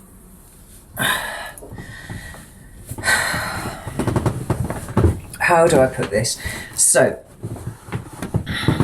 if the new thing that you are gunning for, if the thing that it is that you're after, if at any point there is any aspect of that that involves a perception of how well you are doing by other people, right?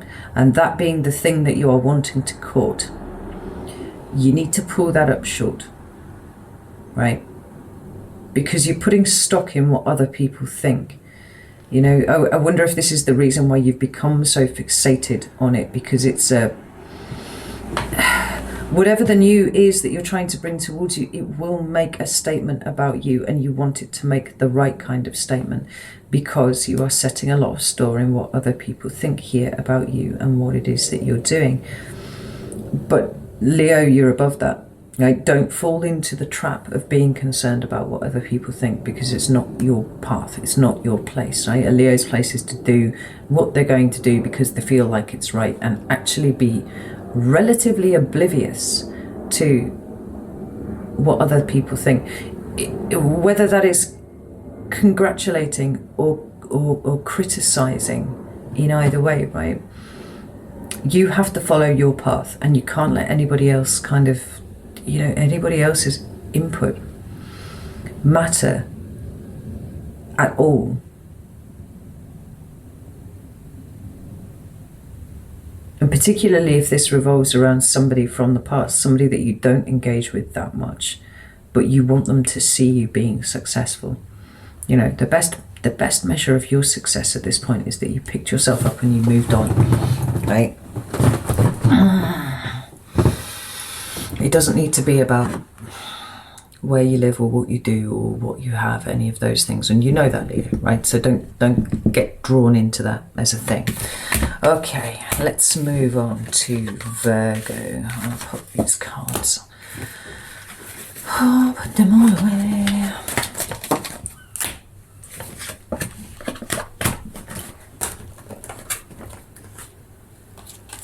And not to take half of the other deck with it. Let's give these a shuffle.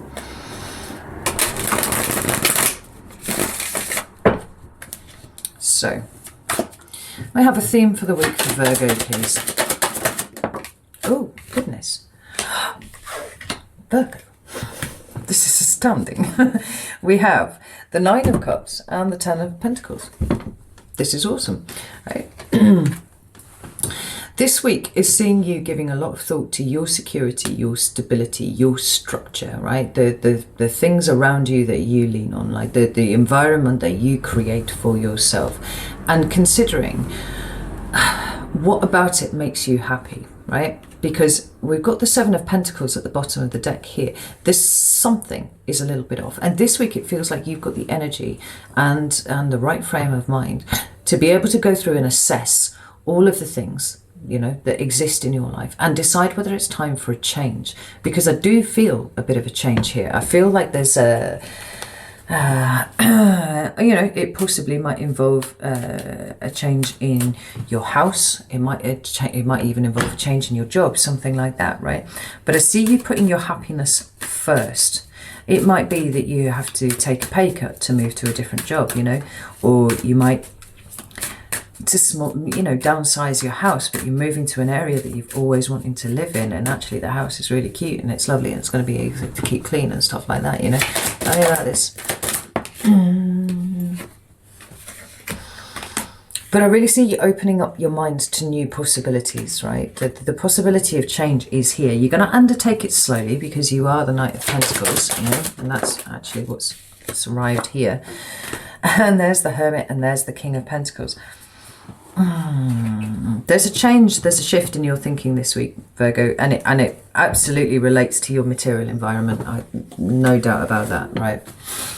We've got you kind of looking at what has been, like taking in all of that information and then being actually, but though, where do I want to go, right? Where am I going to start trotting towards now? What are my goals?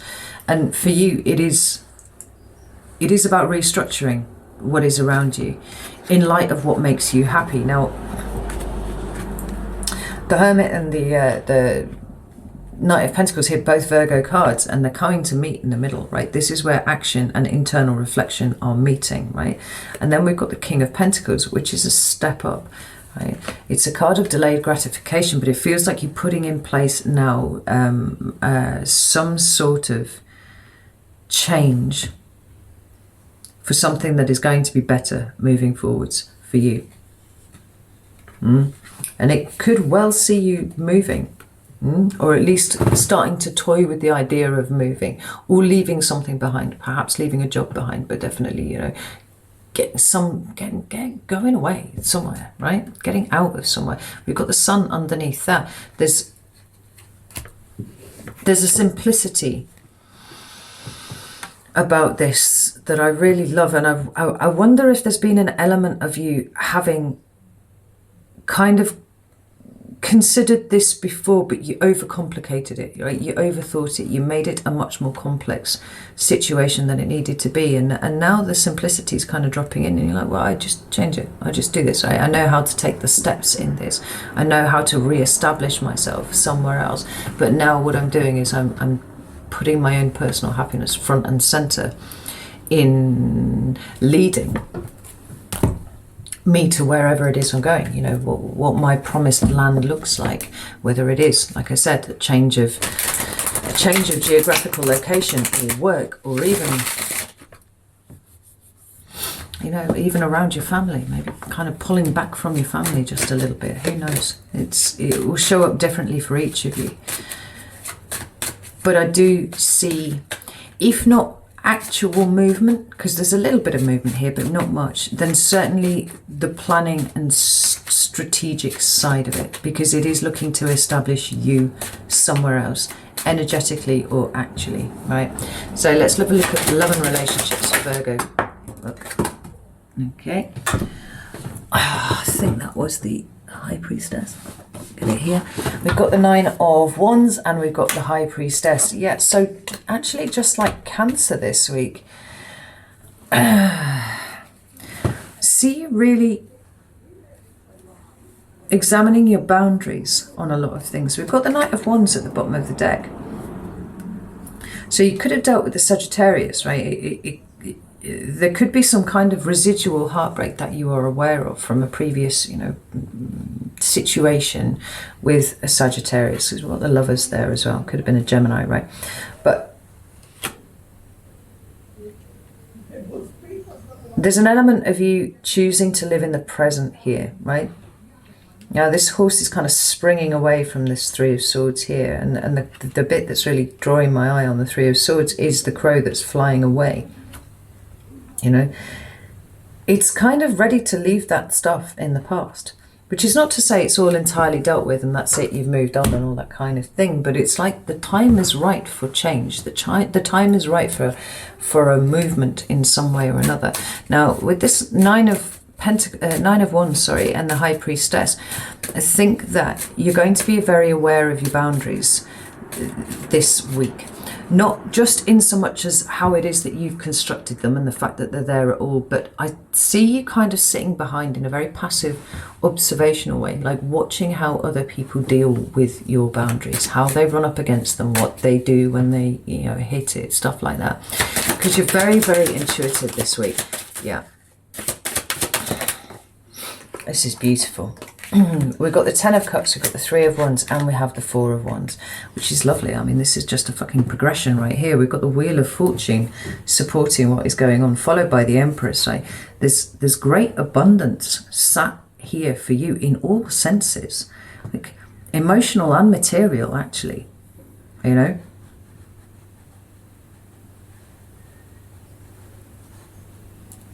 And it... The whole thing with the boundaries here actually feels like you being able to kind of stand yourself up and pull yourself from the bosom of the people who have been, you know, there for you recently. You know, and by recently, I mean in the last year minimum, really. You know, those people that you've kind of lent on a little bit, or that have wanted you to lean on them, whether or not you did it. But kind of knowing intuitively that the time is right for you to stand on your own 2 feet. And I see you now. You know, you're very much concerned about your own happiness here, but there is a collective happiness too. You know, these people have really proven their worth to you, whether they're family or friends or whatever. Like, they have really been with you through rain and shine. But things are changing now, and I actually kind of feel you pulling away from the bosom of this a little bit, getting ready to create a new life for yourself. We've got the 3 of Wands and then the 4 of Wands. You know, the 3 of Wands for me is a low-level card of manifestation. It is about taking those actions that change your life in some sort of way. And the 4 of Wands is that creating a new foundation. It is creating a life where, you know, there are things worthy of celebrating in it. This is an extraordinary week for you, Virgo. It really is. Right, tell me about material environment, please. We have the 2 of Wands and we have the 10 of Wands. Interesting. With the 4 of Wands on the bottom of the deck here. And that's followed by you, the Hermit. There you go, right? You've got decisions to make. And I think that they're actually fairly wide-ranging. I don't think this is specific to one thing. It actually almost feels like there's a ripple effect. So say you've been offered a job, right, that you really you think is going to be absolutely brilliant, but you can't do it in your state, you can't do it in your county, you've got to move 3 hours north or south or west or whatever, you know. Suddenly this isn't just about doing the job. This has kind of got a knock-on domino effect on everything else. Like, are you ready to take that step? Are you ready to commit to that in the way that is necessary to do? You know, the 10 of Wands is a card of burden, but it is actually it's a card of the end. You know, it's a card number 10. So it is signifying completion where things have been difficult. It's kind of choosing to put the burden down. Tell me there's 2 of Wands in this. Well, shit. Loads of cards coming up here. We've got the Judgment card here. We've got the 6 of Pentacles. We've got the Justice card and the 9 of Cups that came out too. With the 6 of Swords, yeah. Like, I think there's a big physical move here for you, Virgo. Like, whether it's moving across state, across county, whether it's moving to a different place of employment, but it doesn't affect just that, right? So, you know, it feels actually like it's tearing everything up from the foundations. This is a big life-changing decision that you need to make. We see it here with the Judgment card, right? 6 of Pentacles here. I mean, some of you might have been offered a job with a charity that is just absolutely what you were born to do. It ticks every single box for everything that you've ever wanted to do in your life, you know. We've got the 9 of Cups here. The amount of personal fulfillment is absolutely incredible. But with this 6 of Pentacles here, it feels like you've been offered something that really does feel like it's kind of hit you from nowhere, like it's really broadsided you. And it feels like a gift from heaven. It feels like there's been some sort of, you know,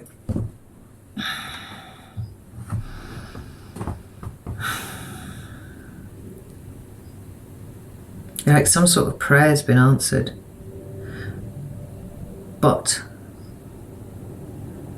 there are consequences and ramifications from it which you need to think through, right?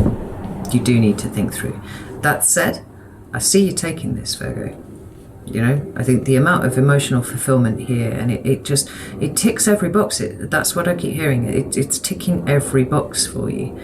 But it requires more from you than just taking a different bus in the morning, you know, or driving to a different location. Like, this is big. It feels really, really big. And with that 6 of Swords there, like, it does involve a move of some description, right? Whether it's moving house or it's definitely a sense of something being left behind and something new being approached. So what should Virgo concentrate on this week? We have the Tower. We have the Tower, and at the bottom of the deck we have the Four of Pentacles. Like, what are you holding on to too tight? And conversely, what are you afraid to let go of? That's the point for analysis for you, right? And when you get to what it is that you're afraid to let go of, why are you afraid to let go of it? Because actually this Tower energy is coming in for you here, Virgo, right? And the best thing that you can do when the Tower appears is work with the energy, not against it, right? So something really mega has shown up here for you, and it is, like I said, it ticks every box. It's profoundly emotionally fulfilling, and it looks like it'll set you up financially quite well too. The Tower says it's time to move. The Tower says, you know, I'm clearing out this old energy so that you can start something new. Are you going to work with me, or are you going to fight this? I don't think you're going to fight it, Virgo. Tell me about the Tower. I've got the Five of Swords in reverse and the Knight of Swords. There was something flew down here as well. It was the Eight of Cups. Yeah. So,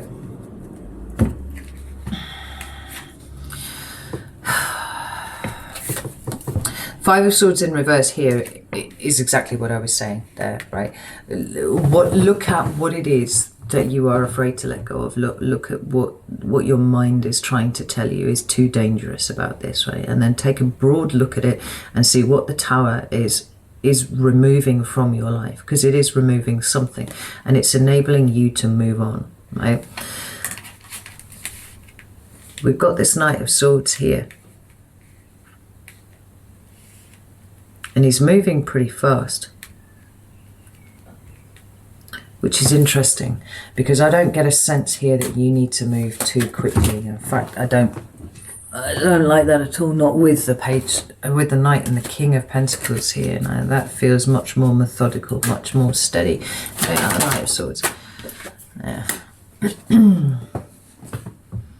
Just be aware of contact being made, right? This energy here is kind of flying in sideways. It's coming in really, really fast, and it could be that this is communication from somebody, you know, conversation that helps you see things. I think, be comfortable in talking this through with people that you trust, because I think there's an incredible opportunity here for you, and it's not just dropped on your lap by accident. It's fated, it's destined, and it does feel like it's the right time for it to happen for you, you know? What should Virgo avoid this week? Four of Cups. With the King of Pentacles at the bottom of the deck. Avoid outright rejecting anything that comes in before you have really sat with it, before you have really taken your time with it. Because I think at this point, if you were to reject whatever this is, that would be from a fear of changing anything, right? We've got that King of Pentacles there that's very established where they are, right? They know where they are, they know what they're doing, all that sort of thing, right? But there's also a sense of it kind of having topped out. There, you don't move beyond the King of Pentacles, right? That's the top. And that can lead to stagnancy, it can lead to complacency. So, with the Tower energy, it really does look like things are being freshened up, you know? Yeah, King of Wands and Two of Pentacles with this Eight of Wands at the bottom of the deck, followed by the Ten of Pentacles again, right? There's definitely communication going on here, right? Don't run away from this just because it involves a change, because it involves destabilizing you in some sort of way, because this, the energy of the Tower is not just going to come in and shake you and then have you go no thanks, right? That's just not how the Tower works. The Tower, there's an inevitability about the Tower. Like you can't fight it, much like death. Like you can try, you might be able to delay it slightly, but ultimately that Tower is coming down. And so rejecting something because you fear change is almost guaranteed to bring it round in a more difficult and more challenging way in the future. So sit with this, keep an open mind, talk to people that you trust about it, and don't be scared of the upheaval, because it seems to me a little bit like the upheaval is exactly what you need at the moment. Ooh, exciting. Right, let's clear these cards and move on to Libra. God, I feel like I've been in here for days already, you know. I might have to light a tab in a minute.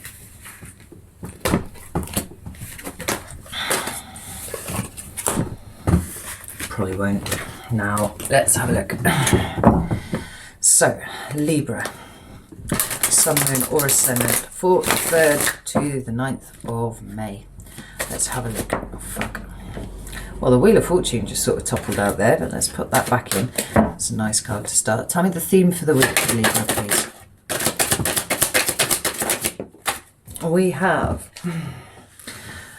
the 6 of Swords. Okay, so we have movement this week, Libra. We have you headed away from something, whether that is physically, mentally, or, you know, energetically in some way or another. We got the Page of Swords also taking flight here. But it seems like there's new information coming in here about something, right? This Page of Swords is always about like that kind of mental expansion, being able to connect more dots because you have more information. And we've got this movement going on. So let's have a look and see what this 6 of Swords is about here, please. We have the 9 of Pentacles. And we have the 4 of Swords. Yeah, like this sees you walking away from something, and I'm not quite sure what it is. There aren't enough cards to really talk about it. It could be a job, it could be a person, it could be a toxic situation, right? It could even be a Capricorn, actually.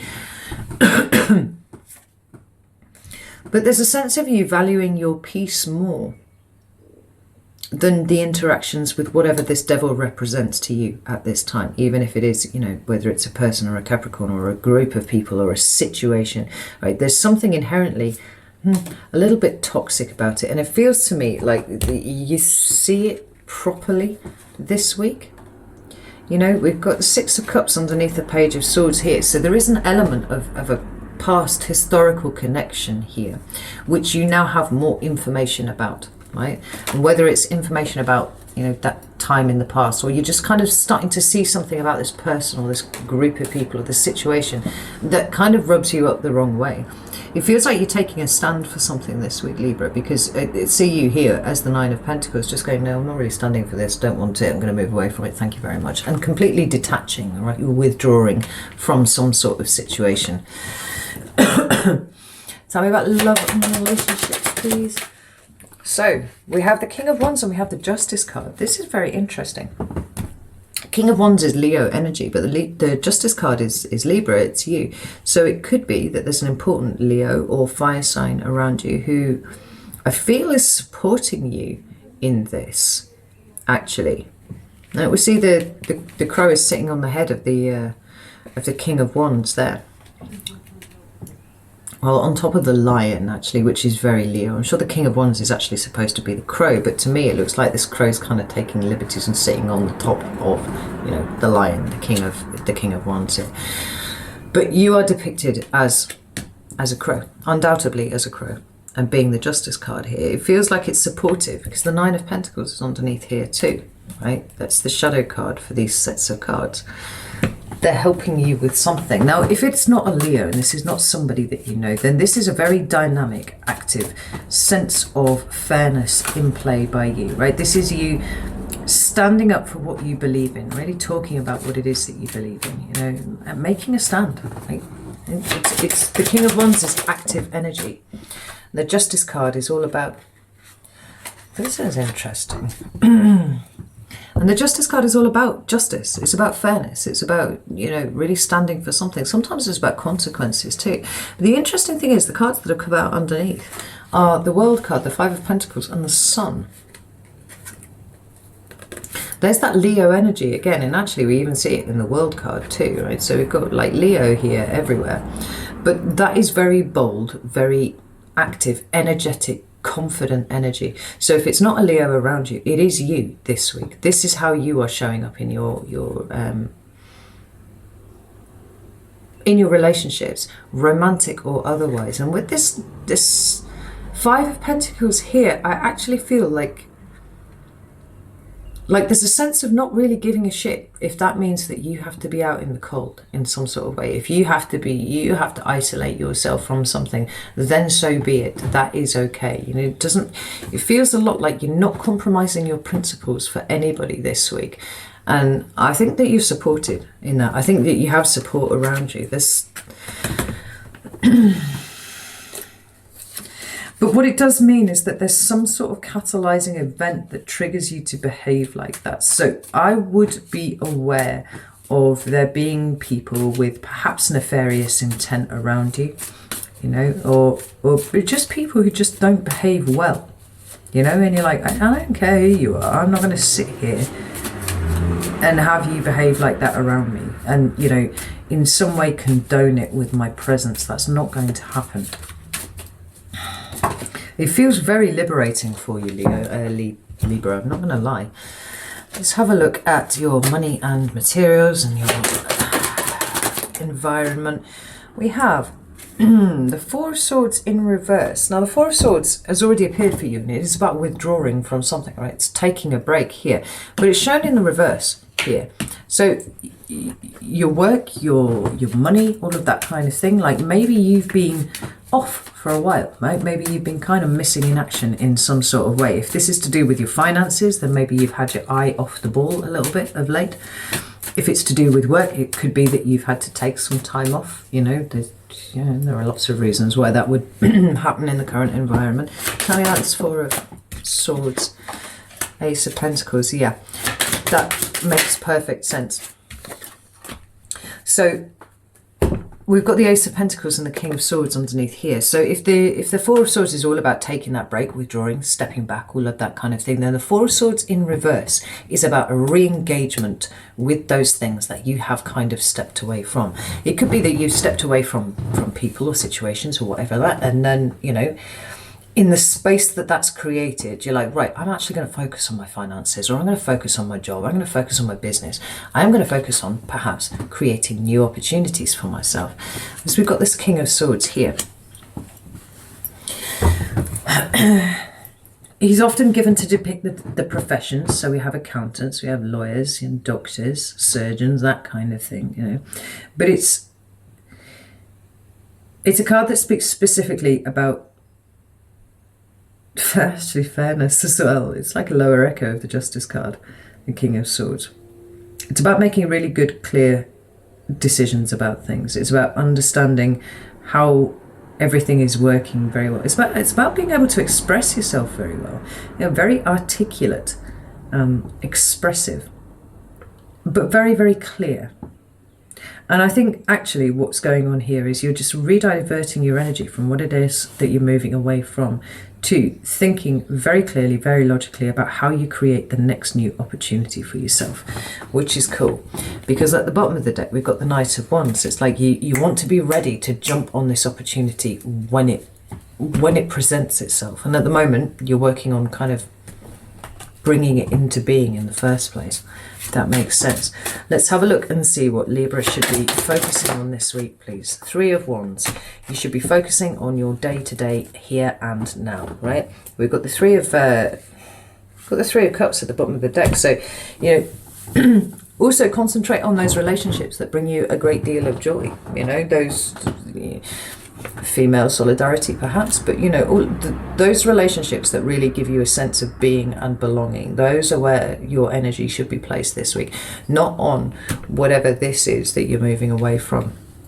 You know, it's a time to be maybe looking at the things that you're grateful for, you know, an element of counting your blessings there too. But in the Crow Tarot, this Three of Wands Crow here, he is looking directly at a star. Right, so it's about what you do in the here and now to plan for the future. That's where your energy needs to go this week. What about this Three of Wands, please? We have the Queen of Wands. That's Aries energy there, and we have the Four of Cups. Not to get disheartened about things. You know, the energy of the Queen of Wands is very...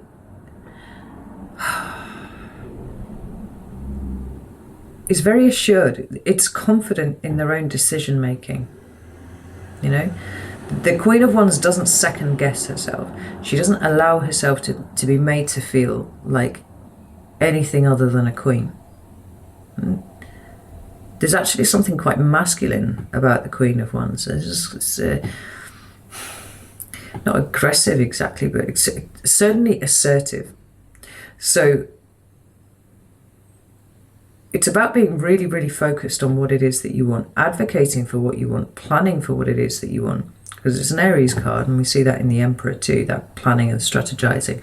But also not being afraid to just move on things if you need to. You know, it's here with the Four of Cups.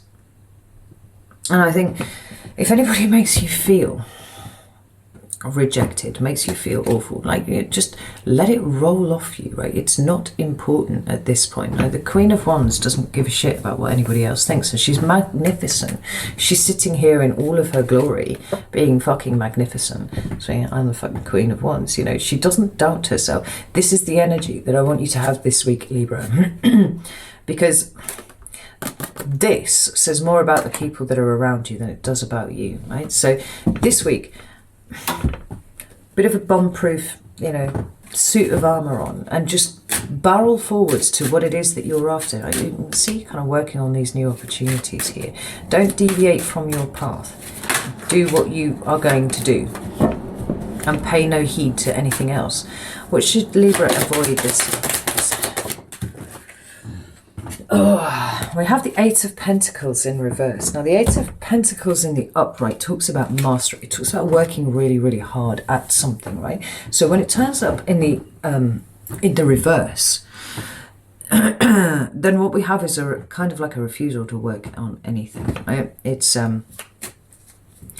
maybe it could be an element of laziness, but I don't really feel that for you here. It feels more like getting distracted. You know, more kind of lured away from what you should be doing to other things, you know. But it feels like anything else that's going on with you at the moment is actually just designed to distract you and nothing else. We've got the Page of Wands here with the Four of Pentacles in reverse. It's like, don't lose sight of what it is that you're getting excited about, what it is that you're trying to build for yourself here, you know.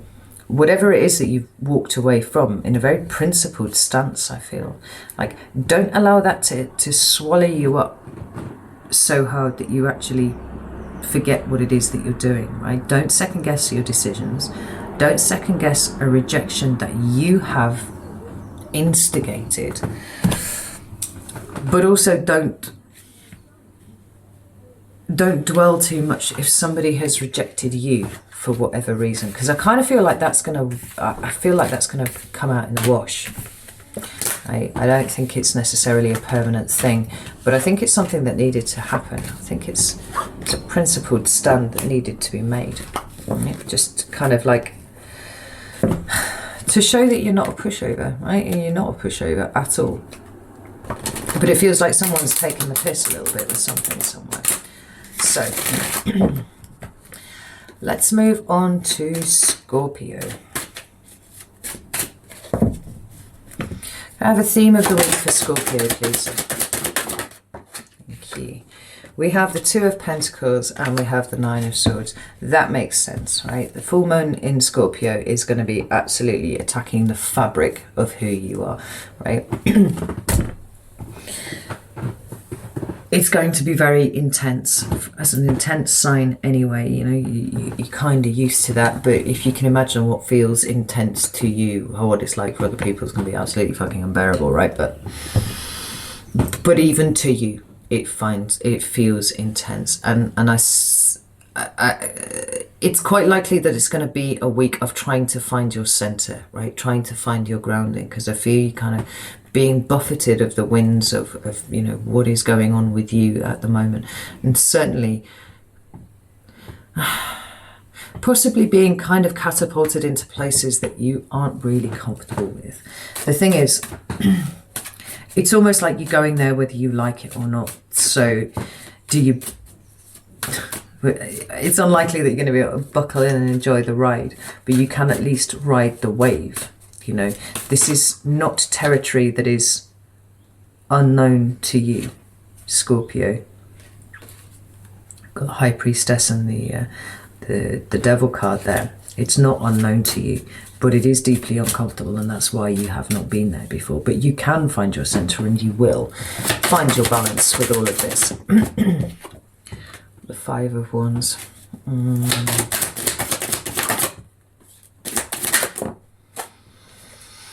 Five of Pentacles and the Ten of Cups in reverse with the Devil at the bottom of the deck. I think this is going to, this week has you kind of rolling over old situations and possibly some more current ones, but I don't think so. It feels very much internal, feels very much about you. And certainly the potential for rolling over difficult upbringings, you know, difficult conflicts where you felt isolated, where you felt pushed out, where you then did it to yourself, where you have kind of subverted, subverted, kind of self-sabotaged what could have been, you know, a comfortable and relaxed dynamic at times, and why it is that you've done it. You know, more than that, how it is that you've deceived yourself. Like, we've talked about this before here, Scorpio, and certainly in the last monthly reading. Got Justice card underneath there with the Nine of Cups as well, right? This notion that you can be happy, but I feel this week there's a lot of reflection in how that has not presented for you. Right, the full moon energy is all about kind of pulling out the stuff that it's time to release, and with it being a full moon in your sign, what we have here is the really dark, you know, kind of maggoty stuff that's been festering down in your soul, like pulling it up and releasing it and letting it go. And it's not comfortable. It's never comfortable energy. But I think forewarned is forearmed, and if you know that this is coming, as you do now, then it's about finding ways to work with it, right? It's about finding ways to mine it for the useful things, rather than allowing yourself to go back and feel exactly as you did before, right? There's an element of kind of objective observation rather than subjective engagement in this.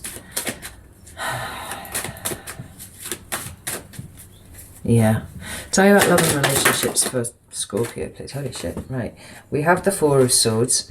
We have the Ten of Pentacles. And we have the Six of Swords. So this... we've got the Four of Cups at the bottom of the deck. This could speak to, you know, you possibly taking a break from the people around you, whether they are romantic partners, family, friends. The Four of Swords is all about taking a step back, right? It's allowing yourself to heal. And I think that there's an element here for you of needing to take a little bit of time away from people, particularly possibly those who make up your really close inner circle, like the absolute fabric of your social environment. Because we have got the Ten of Pentacles here, right? Commitment, longevity, but structure. And we've got the Six of Swords. We're talking about kind of moving away from that. It feels like it is just a transitory situation, but one where you need to really get a hold of what's going on inside of you. And it feels to me like you can't do that with the distraction of other people around. It's almost like even if they don't say anything, it's so incredibly distracting to the work that you are trying to do, because it is so deep and so powerful, you know. It requires all of your focus. Yeah, abandonment issues are absolutely at the top of the agenda here for you, but I love the fact that we've got the Six of Swords again at the bottom of the deck there, but we also have the Page of Pentacles here, right? This, like I said, it feels very objective. It's not subjective suffering, it's objective analysis. It's like, right, how do I stop myself from bringing forwards all of these things that I have done for years. You know, how do I work through all of this stuff? How do my abandonment issues play themselves out in my friendships or in, you know, my immediate family? Like, how do I play them out with my children? How do I play them out with my best friend? You know, it feels entirely constructive, Scorpio. And I like this. There's absolutely no fucking wallowing here. And honestly, I wouldn't really expect it of you anyway. It feels like a very concerted, a very conscious slide into the depths, but one that seems to need to require you to be away from other people while it happens. Like, I just don't think that you can garner the focus that you need for such big work when there are other people around, you know? So tell me about your work environment, money, materials. Ooh. We have the Knight of Cups in reverse, which is interesting because we have the Ace of Wands at the bottom of the deck here. I actually sense a kind of level of absolute disinterest in your material environment at this point. Thank you. Yeah. I'm going to go with that. Like, absolute disinterest is absolutely correct, because we've got the Ten of Pentacles here with the Tower, like just fucking blowing that shit up. Like, except that it's not really blowing it up, it's just not interested in it at the moment, right? Now, this is important because I actually feel like this is an important part of your creative process that's going on in here, right? I mean, somebody said in the comments of the Scorpio main monthly read that they thought that people focused too much on Scorpio being represented by the Tower. Like, they're focused on that aspect of Scorpio far too much. And I am actually inclined to agree. But we cannot get away from the fact that creation and destruction and the cycle thereof are intrinsic parts of the Scorpionic experience, right? So just as they burn away the heather on the moors so that the new shoots can come through, I feel like this week you're absolutely taking your eye off the ball. You just cannot be fucked, frankly, with anything to do with work, with anything to do with money, anything to do with anything that is really fucking mundane and 3D. You're just not about that life this week because you've got so much else going on. But just like the heather on the moors, I see like new creative potential being able to spring out of this when you come back from this self-imposed isolation that you put yourself in. You know, I feel like the focus that you can then put onto your material environment, really like laser focused and making big changes possibly off the back of it, but just no interest in it this week, none whatsoever. It feels like a burden. Like I said, just can't be fucked. Absolutely no interest in it whatsoever. But that's fine, because it's just going to tickle along without you. It doesn't really need your input, you know. And if you've still got to work, then it's, you know, you can turn up and kind of do it on autopilot and then leave again, because there's something much more profound going on inside your head than ever you would find outside here, you know. And just roll with it, go with it. What should Scorpio focus on this week, please? Ten of Wands, interesting. Focus on where it is that you feel burdened, right? We've got the Star at the bottom of the deck, which is all about clarifying your energy, cleansing your energy, actually purging a lot of things, you know. It's it's a card of Aquarius, but it often talks about the future, right? For me, I see it as a card of connection. It feels like it pulls you closer to a connection with something outside of you, Scorpio. It actually feels like quite a profound spiritual week for you. Oh shit, I'm pulling the tablecloth off my table and I was going to fly my cards off everywhere. It could, you know, this could be as far as a full-on spiritual awakening, you know, kind of level event that we're talking about here.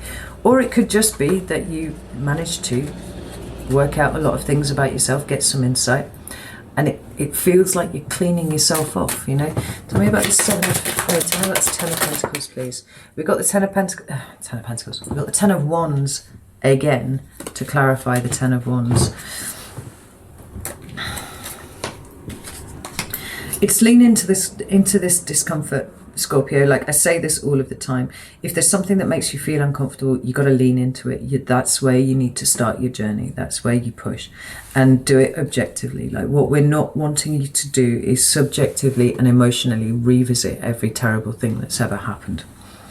We need to maintain a level of objectivity about this. However, there are lots of ways that you are so burdened and so tethered down by what's going on inside you that, like, this is the place to start.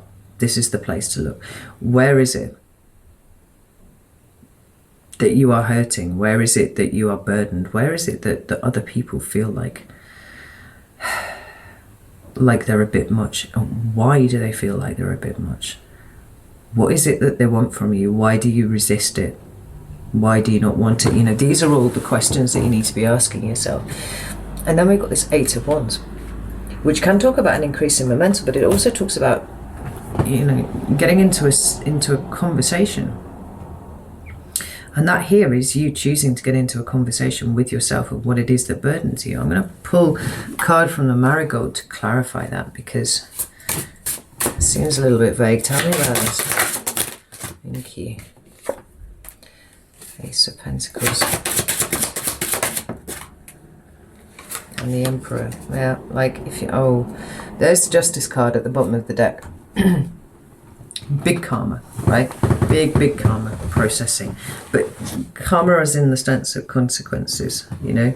The consequences for you, but also, you know, those that have been wrought by you.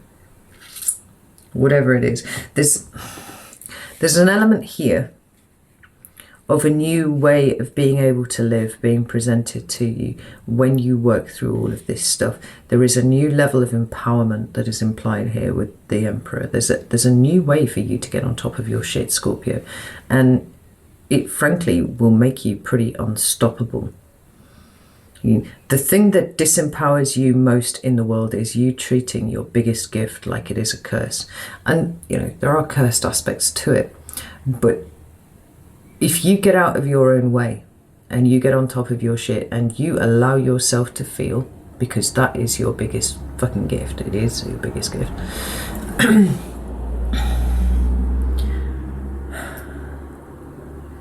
You're like a whole new creature. Right? It's Phoenix time. It's incredible. What should Scorpio avoid this week? Scorpio avoid this week. Right, that makes sense. Any sense of being trapped or stuck on anything, right? Do not allow yourself to feel disempowered by this experience that you're having. It's actually incredibly powerful. It's actually incredibly profound.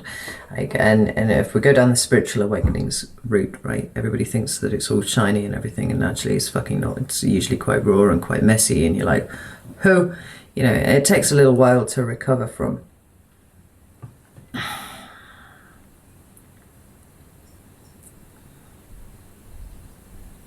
Don't allow yourself to slide away from the important work that you're doing here because you're frightened.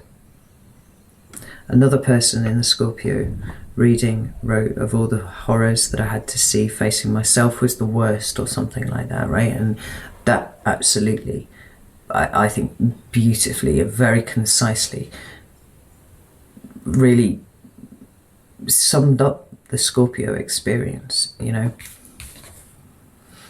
It's fear of looking at yourself, and don't allow yourself to be disempowered by the act of looking at yourself. Even the act of tearing yourself down, you know, I don't need to explain this to a Scorpio. Tearing yourself down so that you can rebuild yourself is the most empowering thing that I've ever done. Maybe that is.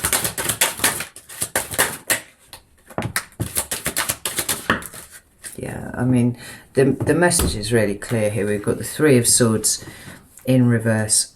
We've got, no, not in reverse, sorry, in the right way up. We've got the Hermit, and we've got the Seven of Pentacles here. Like, from this point on, any hurt that remains in you, any wounding that remains in you, is there by choice. I hate to say this, Scorpio, but it's actually the truth, right? Because this energy that is being given to you now, the skill set that you have, and the, you know, wide amount of source material that you have to work with, there is an incredible opportunity for healing here. It's massive, it's immense, and you kind of know what the edges of it are already.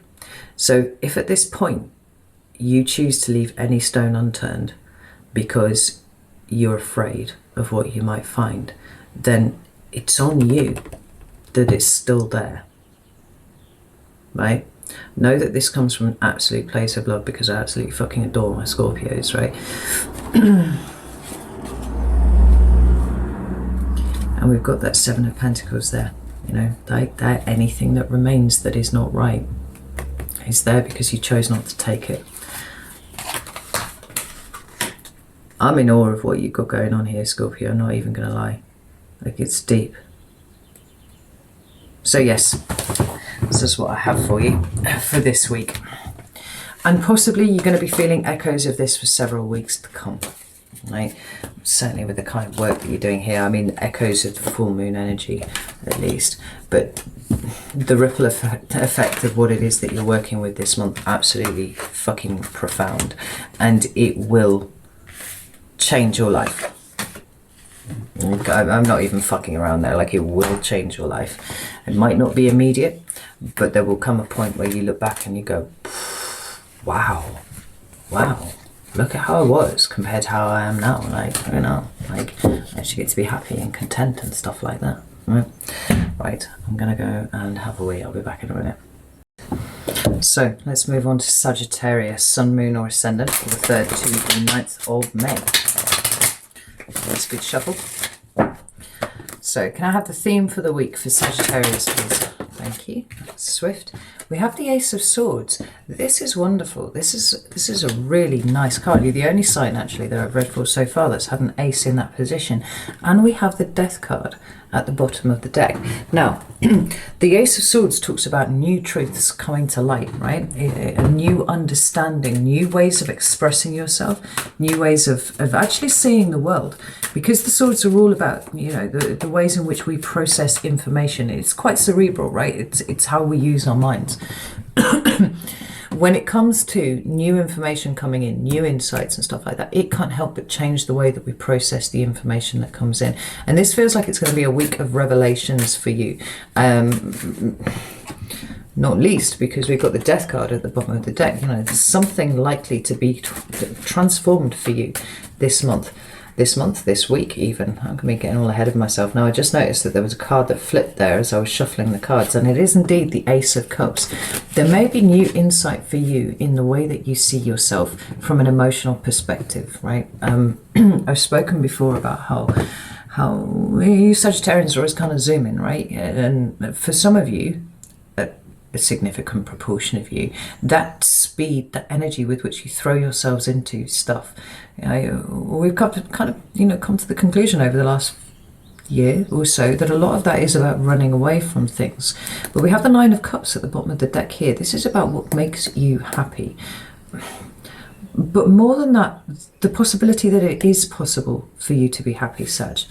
We've got the Fool underneath that. There's such light energy here. It's almost like you just kind of get it. You put lots of things together this month and suddenly things make sense, you know? And there's a huge transformation for you in the offing as a result of it. I'm going to point out again that there's a Scorpio full moon, 27th of April. So, you know, obviously by the time this week is in motion, what we're going to have is you dealing with the after effects of whatever that full moon has brought up for you.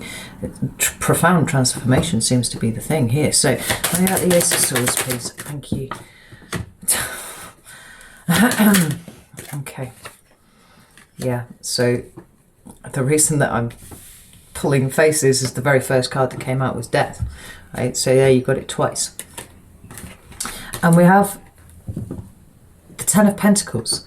This could be to do with your business, but it feels like it's more profound than that. This feels like what it is that you, what it is that you call family, right? What home is for you. It's, huge revelations about the way that you show up here.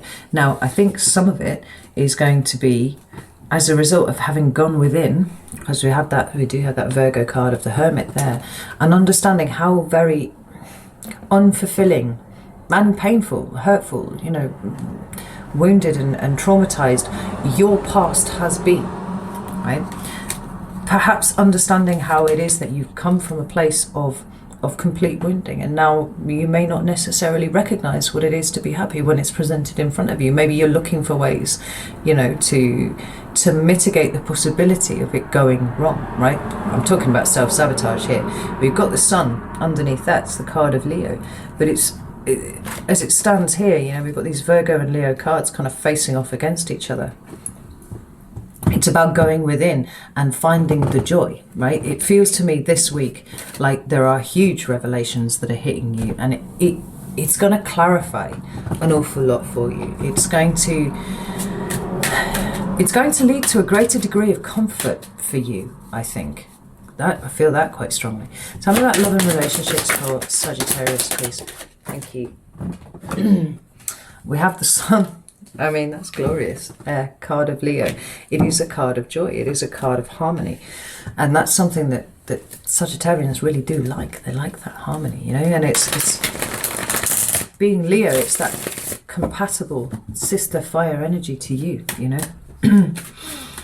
But it's fixed. Where you are mutable, this is fixed. And it feels like your relationships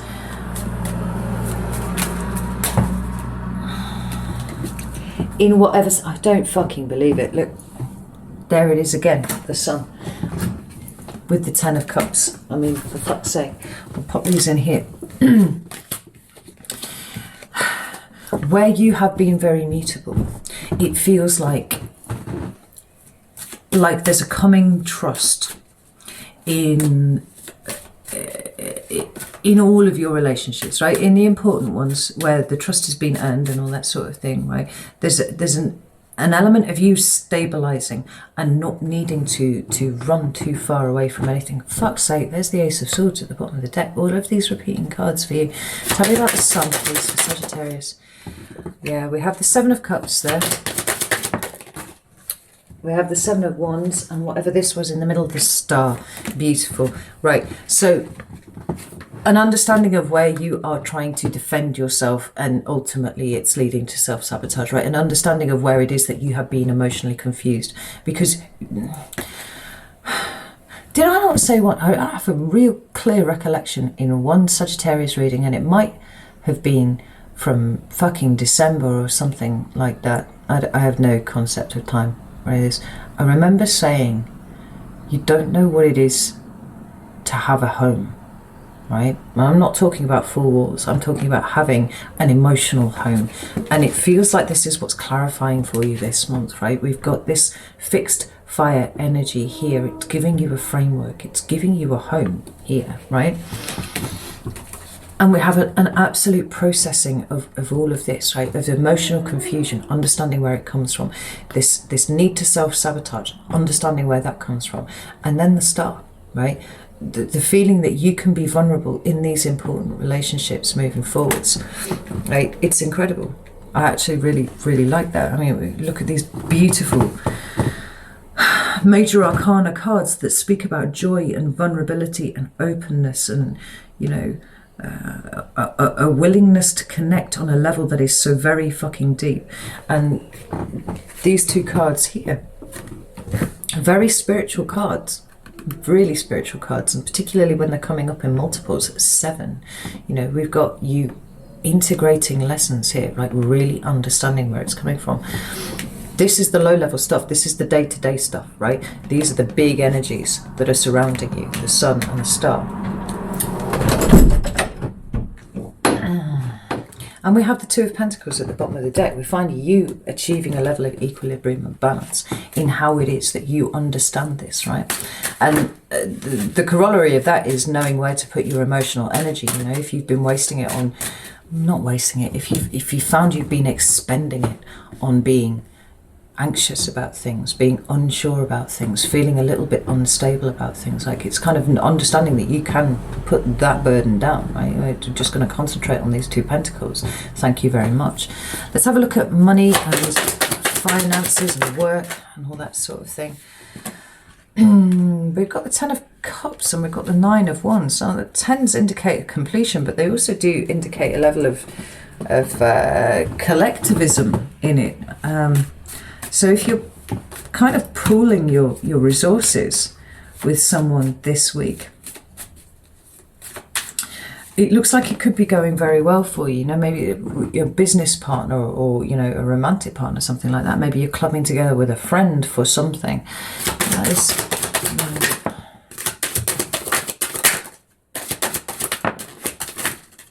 yeah, we've got the 8 of Pentacles, definitely work related.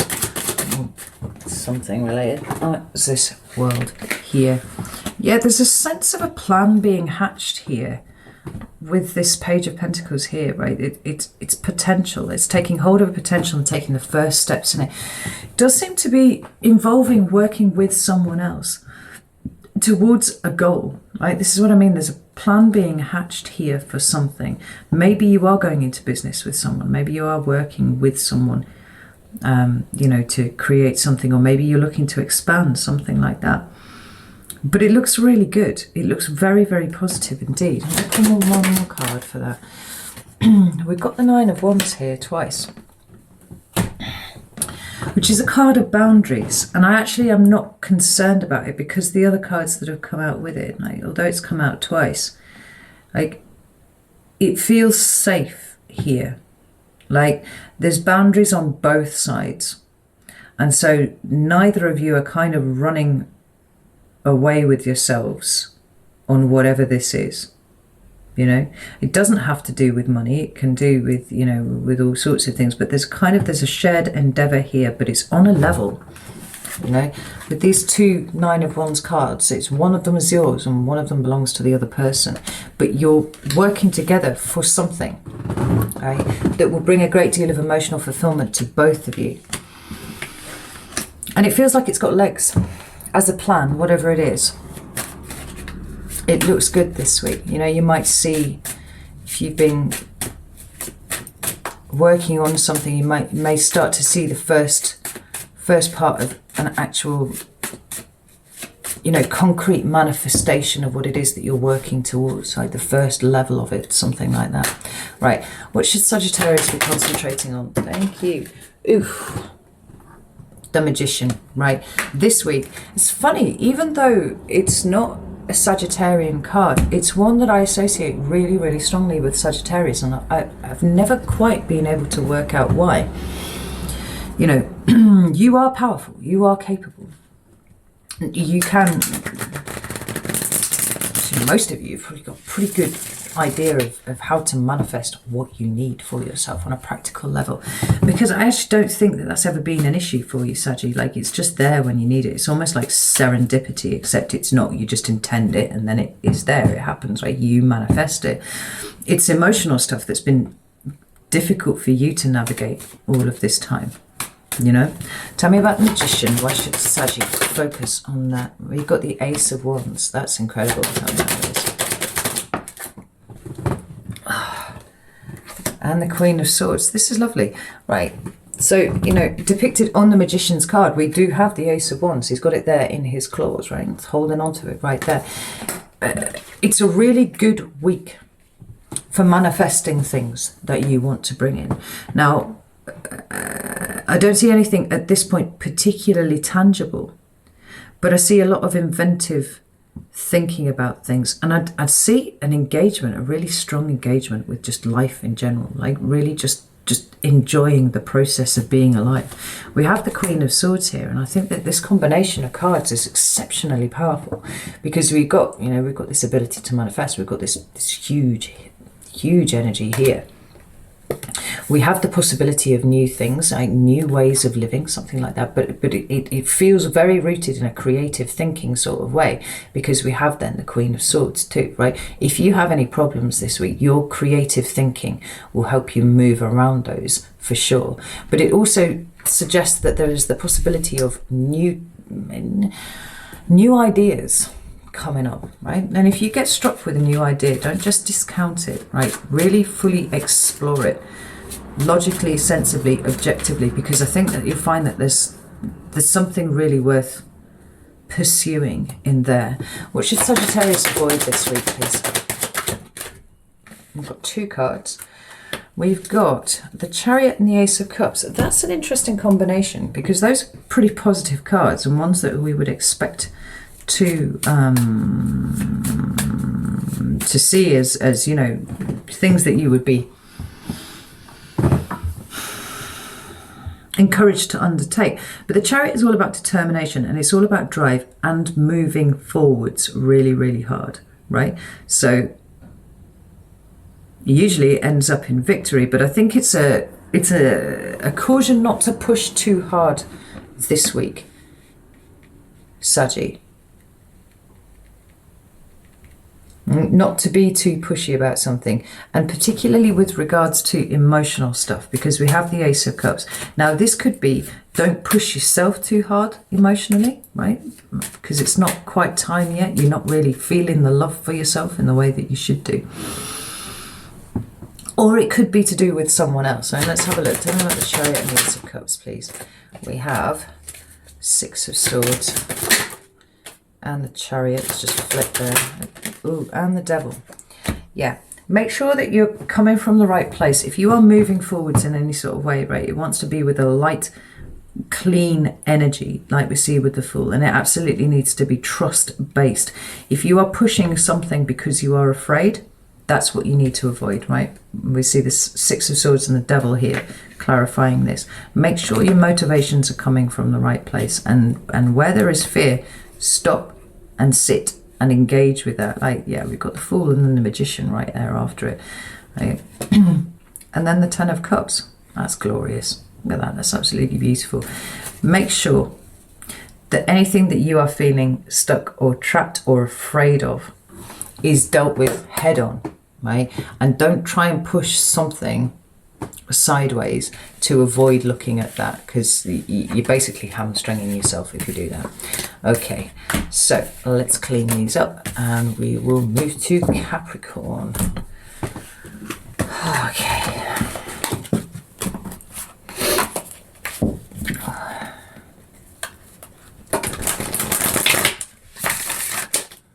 So Capricorn, let's have a theme for the week for Capricorn, please. Thank you. We have the 6 of Wands. Beautiful. This is a card of victory. It's a card of success. We have it's a card of Leo.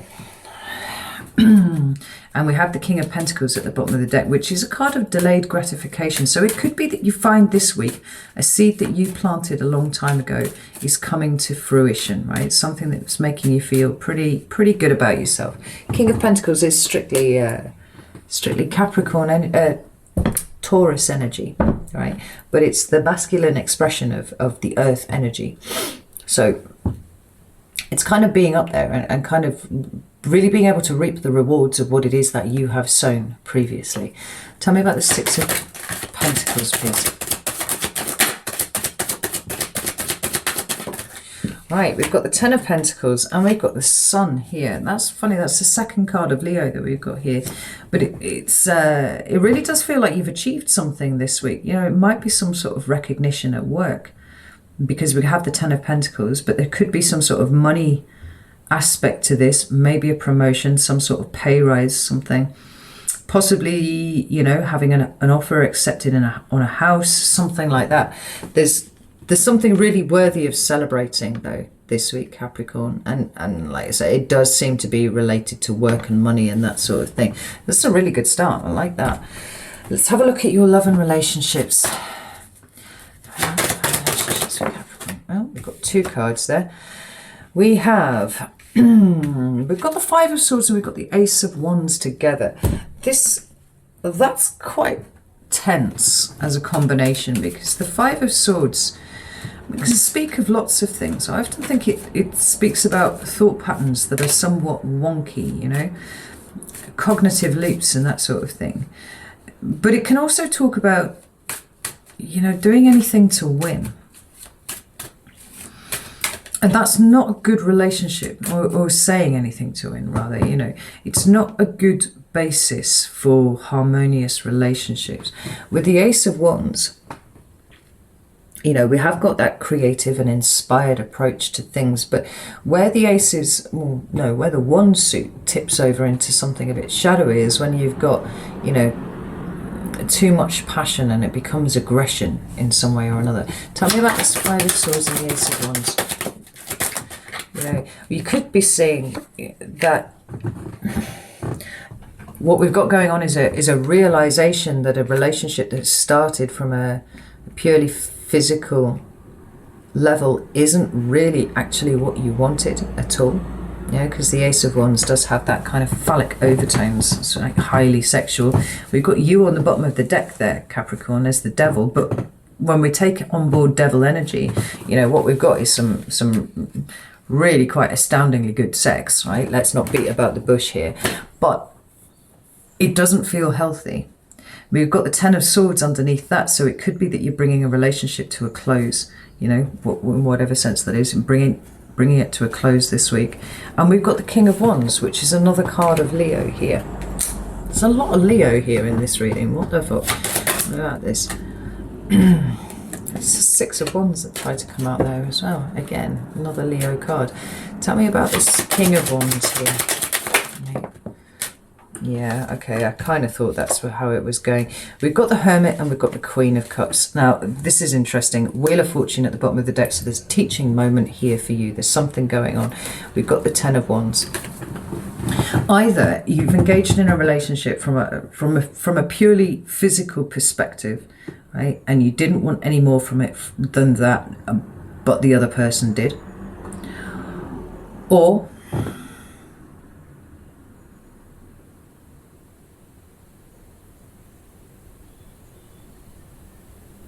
you thought you wanted a physical relationship, and actually having sat with yourself for a while with this Hermit, you know, gone within and examined it, what you've realized is that it's emotional connection that you want, not physical, you know. And so this week it looks like something's coming to an end, right, for sure. With you having kind of been burned a little bit, I would say, as a result. Or maybe the other person, that's possible. Tell me about work and material environment, please. We have the Six of Cups in reverse, which is interesting. And we have the Five of Cups. Got the Eight of Cups at the bottom of the deck. You definitely got a sense of a movement from something, right? Movement away from something. This is a return to the past, though. The Five of Cups, why are you here? Tell me about this.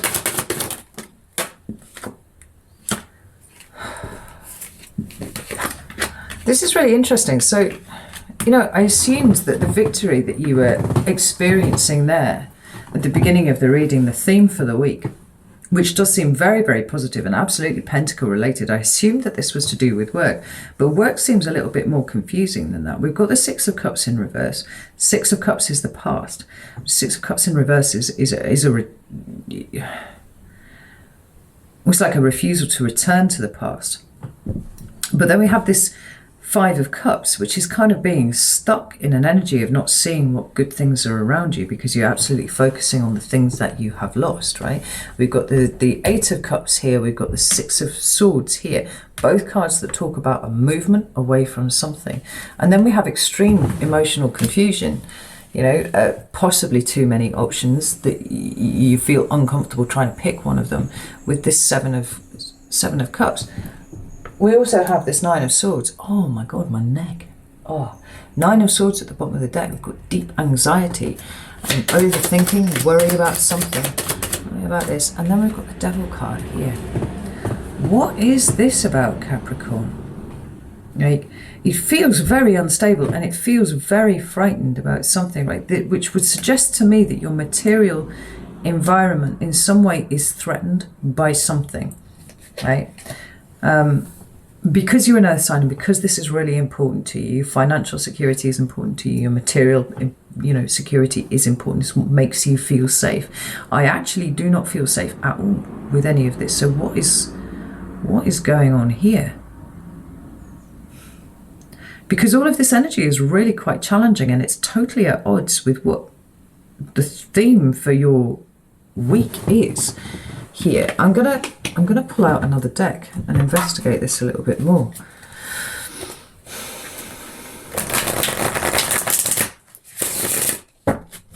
Right.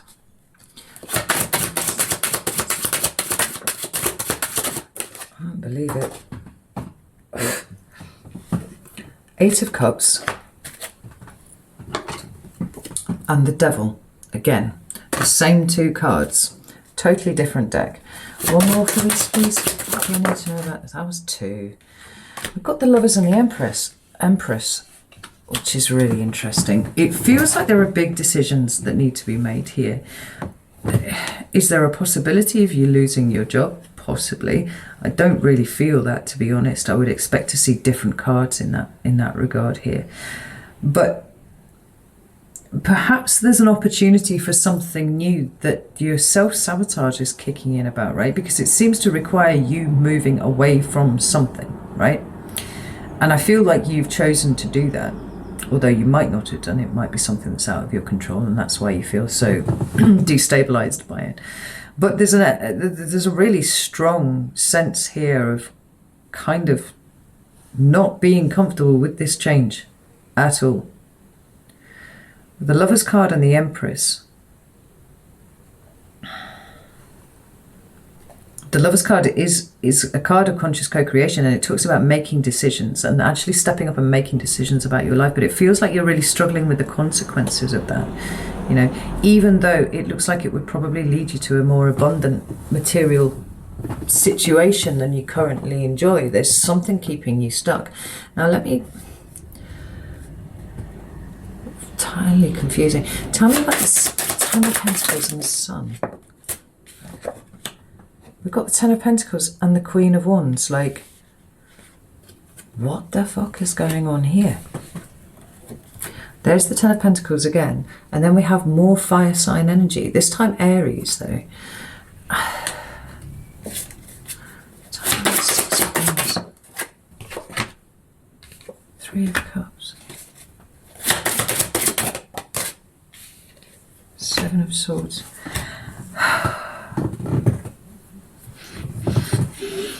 There's another way to look at this. And that's the possibility that you are seeing somebody else's success here. You know, it might be a theme for your week, but it might be a theme for your week because you're focusing on somebody else. You know, like, don't do this, Capricorn. Like, comparison is the thief of joy, right? And if that's what you're doing, and I'm seeing here the Three of Cups and the Seven of Swords coming out to the side here, right? And I've got the Ten of Pentacles and the Queen of Wands here. Queen of Wands being fire sign energy just as the Sun is. If this is somebody else's success that you are seeing and it's bothering you, and it does feel like it's bothering you, now I'm looking at it like this. Like, that's...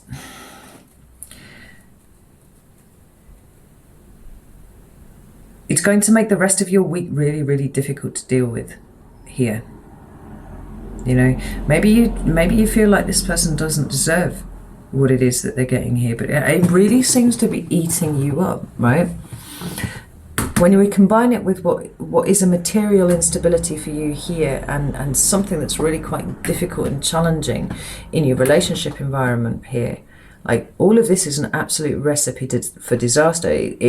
We've got the Six of Pentacles at the bottom of the deck. It's all about equilibrium and balance. Like, this is really a week where you have to work on pulling it back and really giving yourself that sense of equilibrium that you need to move forwards. Because we do have that card there, and the card that's underneath it is the Hanged Man. It's a change of perspective that is required. And if you are looking at somebody else's success and feeling some kind of way about it, like whether they don't deserve it, or you know, you deserve it more, or you know, whatever it is, It's putting you at a distinct disadvantage for dealing with these other things practically as they arise, right? So what should Capricorn be concentrating on this month, please? Thank you. I said month again, didn't I? I meant week. We've got the Hierophant, right? Concentrating on your own structure, right? The Hierophant is all about structure and stability and security and faith to a degree too, right? But it's about the commitment, right? The commitment that you have to what it is that you're doing, the structure that you're choosing to build around yourself. You know, these, as an earth sign, these things are really, really important to you. And it feels a little bit like your energy is scattered all over the shop this week, Capri. Clear out the Hierophant, please. We've got 2 cards and they are, I'll get them out, 2 of Swords and Strength. More fucking Leo energy, right?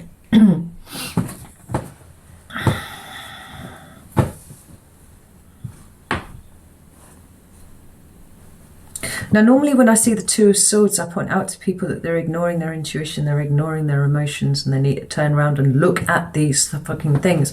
But actually for you, I'm going to give you entirely the opposite advice, because I actually think that you are so spread this week. You don't know which way is up. It could be that you've been affected by the Scorpio full moon too, just as it seems like everybody is going to be. It's a very, very powerful energy of bringing up the deep-seated things that you would really rather not think about. Now, honestly, my advice to you would be you really want to work on that. But in terms of what else is going on around you, I actually think that you could lose yourself in this energy. And I just don't think that you're quite in the right place to deal with it to its fullest extent, right? Not in the way that it's meant to be. And so for you, with this 2 of Swords here, I actually feel like what you need to do is regain your focus. Focus on one thing at a time and one thing only, right? Whatever is swirling around in you, it doesn't feel like this is the week for dealing with it. We've got the Strength card there, which is, like I said, the card of Leo, but it talks about internal strength. It talks about self-discipline. It actually talks about, you know, lots of softer aspects of strength, or more internal aspects of strength. You know, it's about surviving adverse situations and coming out the other side intact. You know, you may have lost all of your flesh, but you're at least still there. You know what I mean?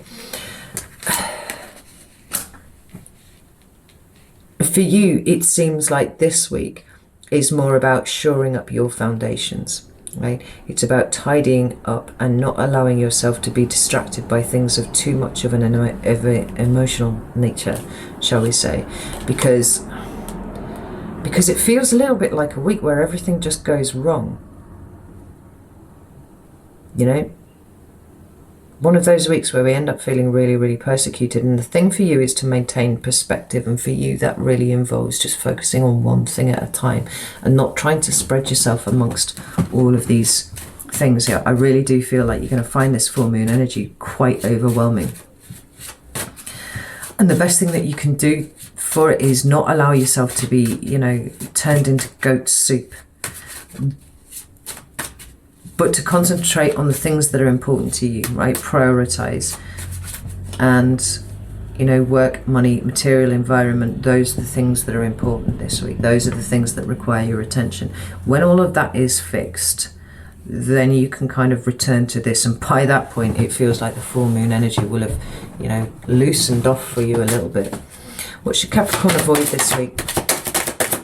Thank you. We have 2 cards. We have the 6 of Pentacles in reverse, and we have the 9 of Swords with the King of Pentacles at the bottom of the deck. This absolutely, I can't tell you how much this entire reading feels like it's very much structured around what, you know, the things that you put in place to make you feel safe, right? The King of Pentacles is that Taurus card, but it talks about home, it talks about work, it talks about 3D stuff, you know, it talks about your money and it talks about your materials, all of those kind of things, right? What you are to avoid this week is to allowing yourself to get unbalanced, get destabilized by things, right? You have to be really, really focused this week. We also have the 9 of Swords, right? Allowing yourself to get upset about things that may not have their basis in reality, right? There is enough going on in reality that you need to focus on. without inventing new things. Let's have a look.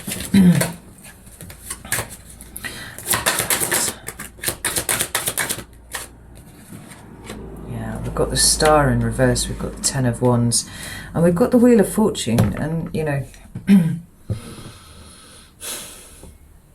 there's an aspect here of the wheel having turned for you, Capricorn, you know, and maybe you've had a little good run, and maybe now it's time for some equalizing, you know, energy, possibly. But the Star in reverse is for me, is about losing hope, right? Do not allow yourself to lose hope. Don't lose perspective. Don't lose focus. Don't lose sight of what it is that you're working for. Don't get yourself to the point where you're so fucking overburdened. And this is what I mean, like really focus on the little things here. And understand that there is an element, like sometimes you go up and sometimes you go down. And what the important thing about it is learning a certain level of stoicism with regard to both, you know. What an intriguing reading. Right, let's pull all these to the one side and we will move on to Aquarius. And that's Aquarius, Sun, Moon, or Rising.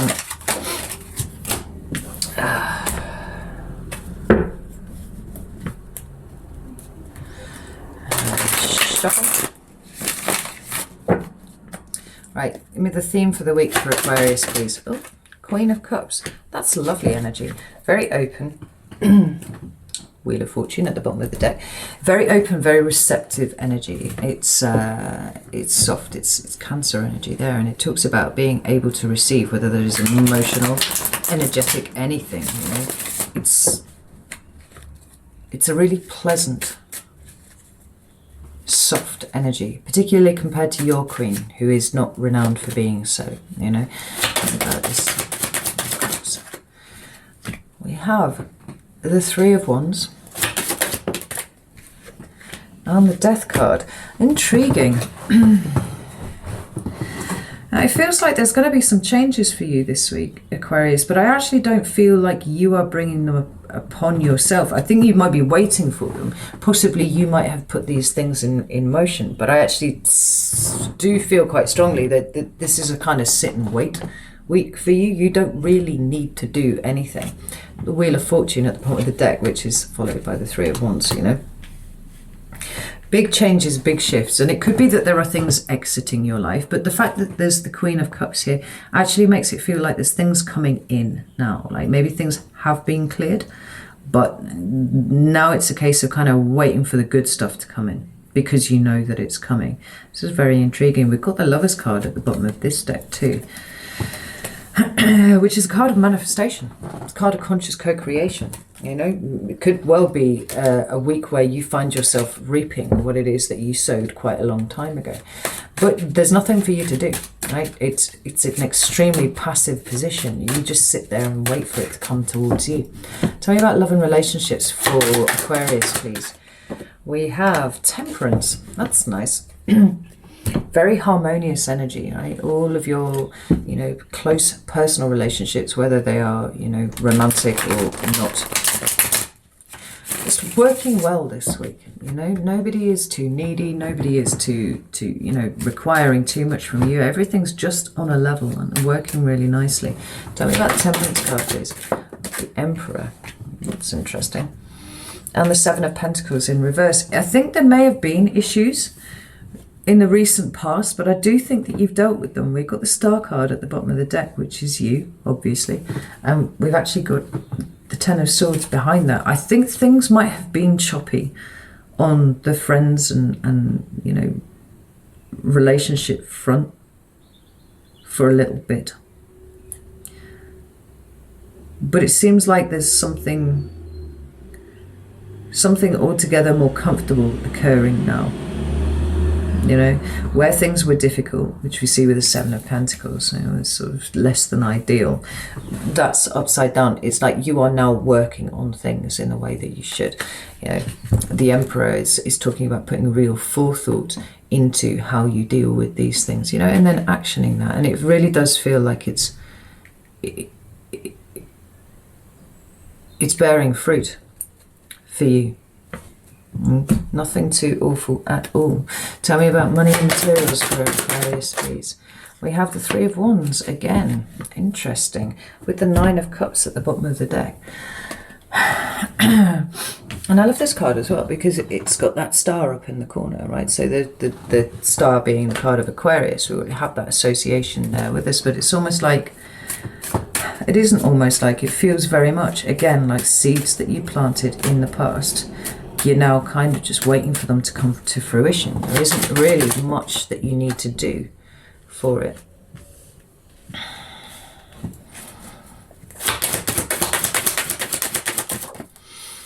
Yeah. And the interesting thing is, it seems a little like you had to leave something behind. You had to let something end. You had to walk away from something and start anew. You know, and maybe you've put in all of that effort now, and now it's a case of just kind of keeping things tickling along. We've got the Eight of Cups, we've got the Five of Swords, we've got the Ten of Swords, and then we've got the Magician. It's definitely a sense of you having left something behind, something that actually wasn't even slightly ideal for you. You know, with those two cards particularly, very difficult swords cards, with not enjoying them. But with the Eight of Cups, definitely moving away from that. And then the Magician, there's something about this situation that's kind of been the making of you, and in a lot of senses it's shown you how powerful you are. And because you kind of kept focused, actually, is how it feels, Aquarius. You didn't lose sight of your goal. You're just waiting for it to come in now. Interesting. Right. What should Aquarius focus on this week, please? We have the Moon and we have the Hermit. We have two cards of the deep internal space, plus the Wheel of Fortune back at the bottom of the deck again. So let's have a look. Why is the Moon and the Hermit here, please? We've got the Ten of Pentacles. That's nice. And we've got the Six of Wands. Got the Ten of Wands and the Nine of Swords. Right. If there's any temptation at all for you to lose your faith this week, and I don't actually see any reason why you should do it. Like, remember what you've done here. Remember the work that you've put in. Remember how you've slogged for this. You know, it's almost like there's a bit of anxiety kicking in because you don't have anything to do now. Because you've worked really, really hard at this and you've achieved, you know, you got everything to where it needed to be. And now you wait. Like, it's the Nine of Swords and the fucking Moon is underneath there again, right? It's like working on a project, you know, and pulling like a 70-hour week on a project. You've done this for weeks and weeks and weeks. It's been your entire life, you know. You've really grinded away at it. And then it's done. And now it's time, you know, you let it out into the world, and now you wait for how it's received. You wait for any notion of ways that you need to improve it, you know, but essentially all of the hard work is done. And while you feel uncomfortable not doing anything, are you forgetting how much work you put in to get to where you are now? Like, it's right and proper that this is a period of a lull, you know? It's waiting for that return. It's waiting for things to come back in. And I do feel that they're going to come in at an order of magnitude, you know, compared to the level of effort that you put in, you know. Felt like it took over everything for a long time, and now it's released. Now it's gone, and there was probably an immediate sense of relief, but as the time is ticking away now, it actually feels a little bit like, I don't know, it feels a little bit like you're twitching. Just relax, Aquarius. You really don't need to do anything here. What should Aquarius not do this week?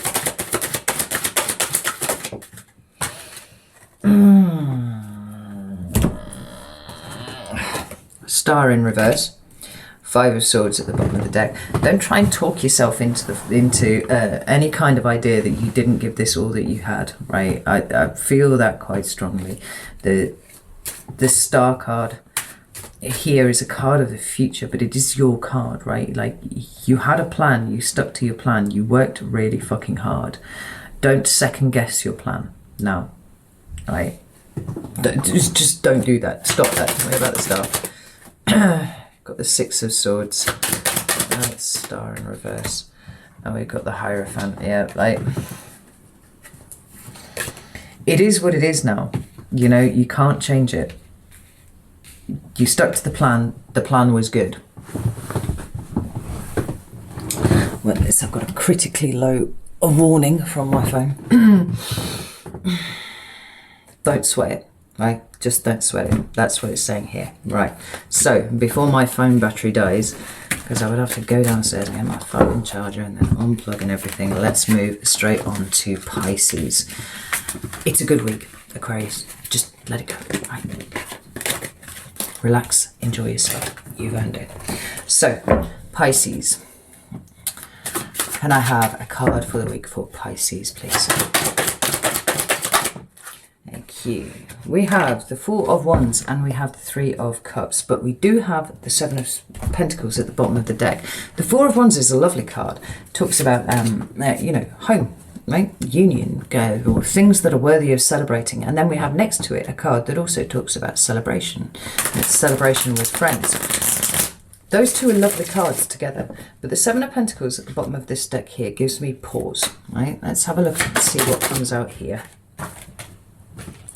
Yeah, we have the Ten of Cups and we have the Tower. It feels like, hang on, I must get one more card for this. That's two, a fuck, Six of Swords. Yeah, and the Hierophant. You are leaving something behind, Pisces, or at least you are trying to, and it looks like this is not being well received here, right? You are extricating yourself from what has been your, you know, solid unit, what has been your life experience for quite a long time. And this Tower energy, it doesn't feel like it's yours. You know, it doesn't feel like you're going, oh my God, the Tower. You know, it actually feels like you're delivering this to other people. And they are not enjoying it, right? They don't like it at all. Tell me about love and relationships, please. We have the Devil. We have the Devil in reverse, though. And this is quite nice because you're not afraid of these consequences anymore. Like you used to be, right? It used to be like the fear of upsetting people would be sufficient that it would make you stop what you are doing. I don't see that anymore. We have the Seven of Wands at the bottom of the deck with the Nine of Pentacles. This is about how you are choosing to live your life and defending that position as you should. Tell me about the Devil in reverse, please.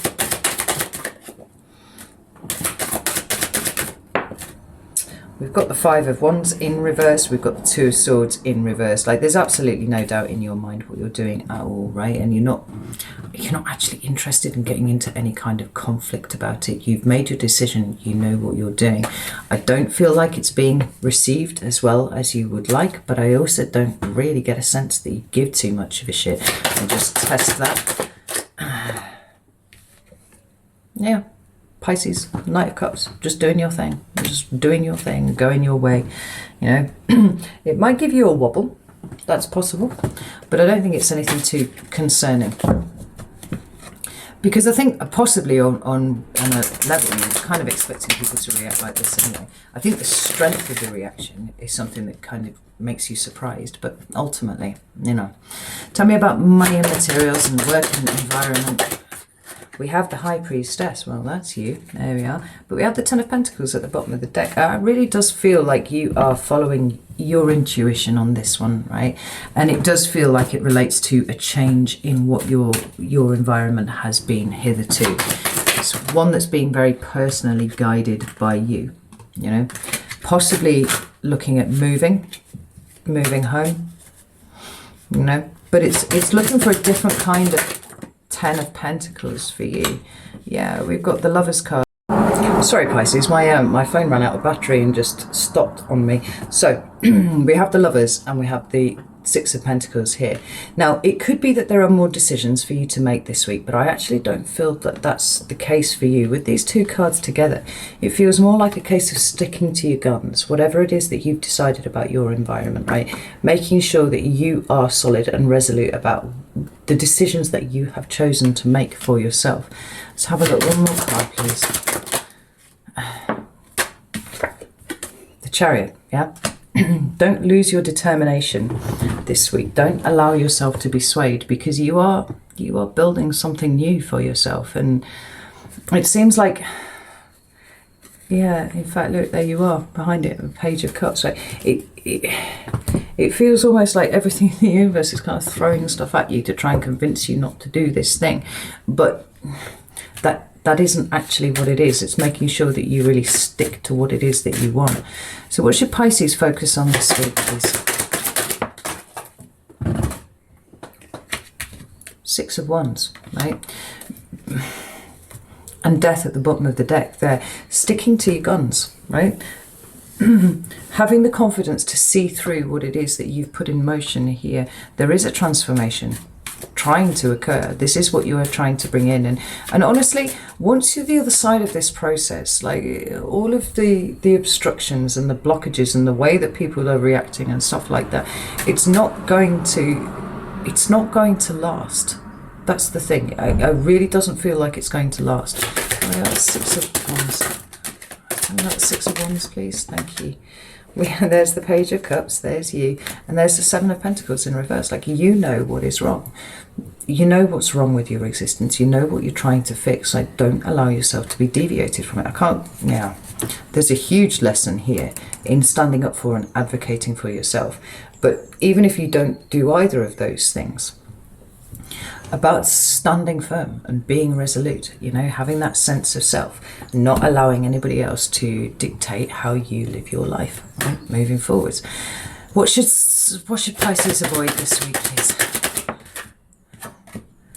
Got the Queen of Swords. That's interesting. Queen of Swords, please. King of Pentacles. Yeah, I mean, it's not allowing yourself to get too rigid, right? We've got the King of Pentacles and the Empress, which are both cards of Taurus. They both relate to fixed earth, things staying the same, right? And then we've got the Three of Cups. We've got those people around you who want to keep things the same. But with this Queen of Swords here, it's like,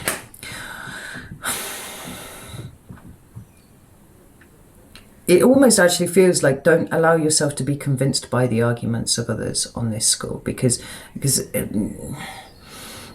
is an intuitive move for you. You are an intuitive creature. If you start bringing logic into it, you're diluting what it is that is your power, is your strength here, you know? And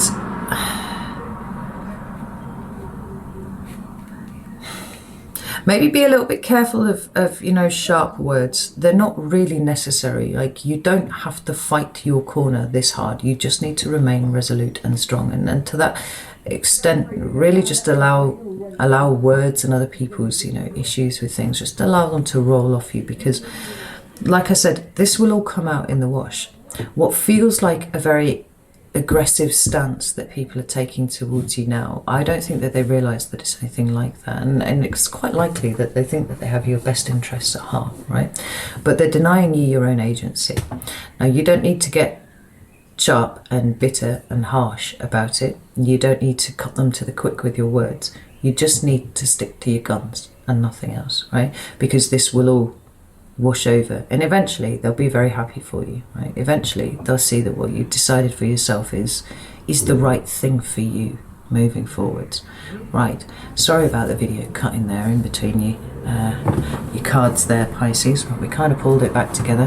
Right, I'm going to go and stitch all of this together and compress it and upload it and do all of those things. I love you all very, very much. Thank you for sticking with me for so long, and I will see you, well, I've got the other half of the monthly reads to release this week, but if I don't see you for those, I'll see you next week. Take care.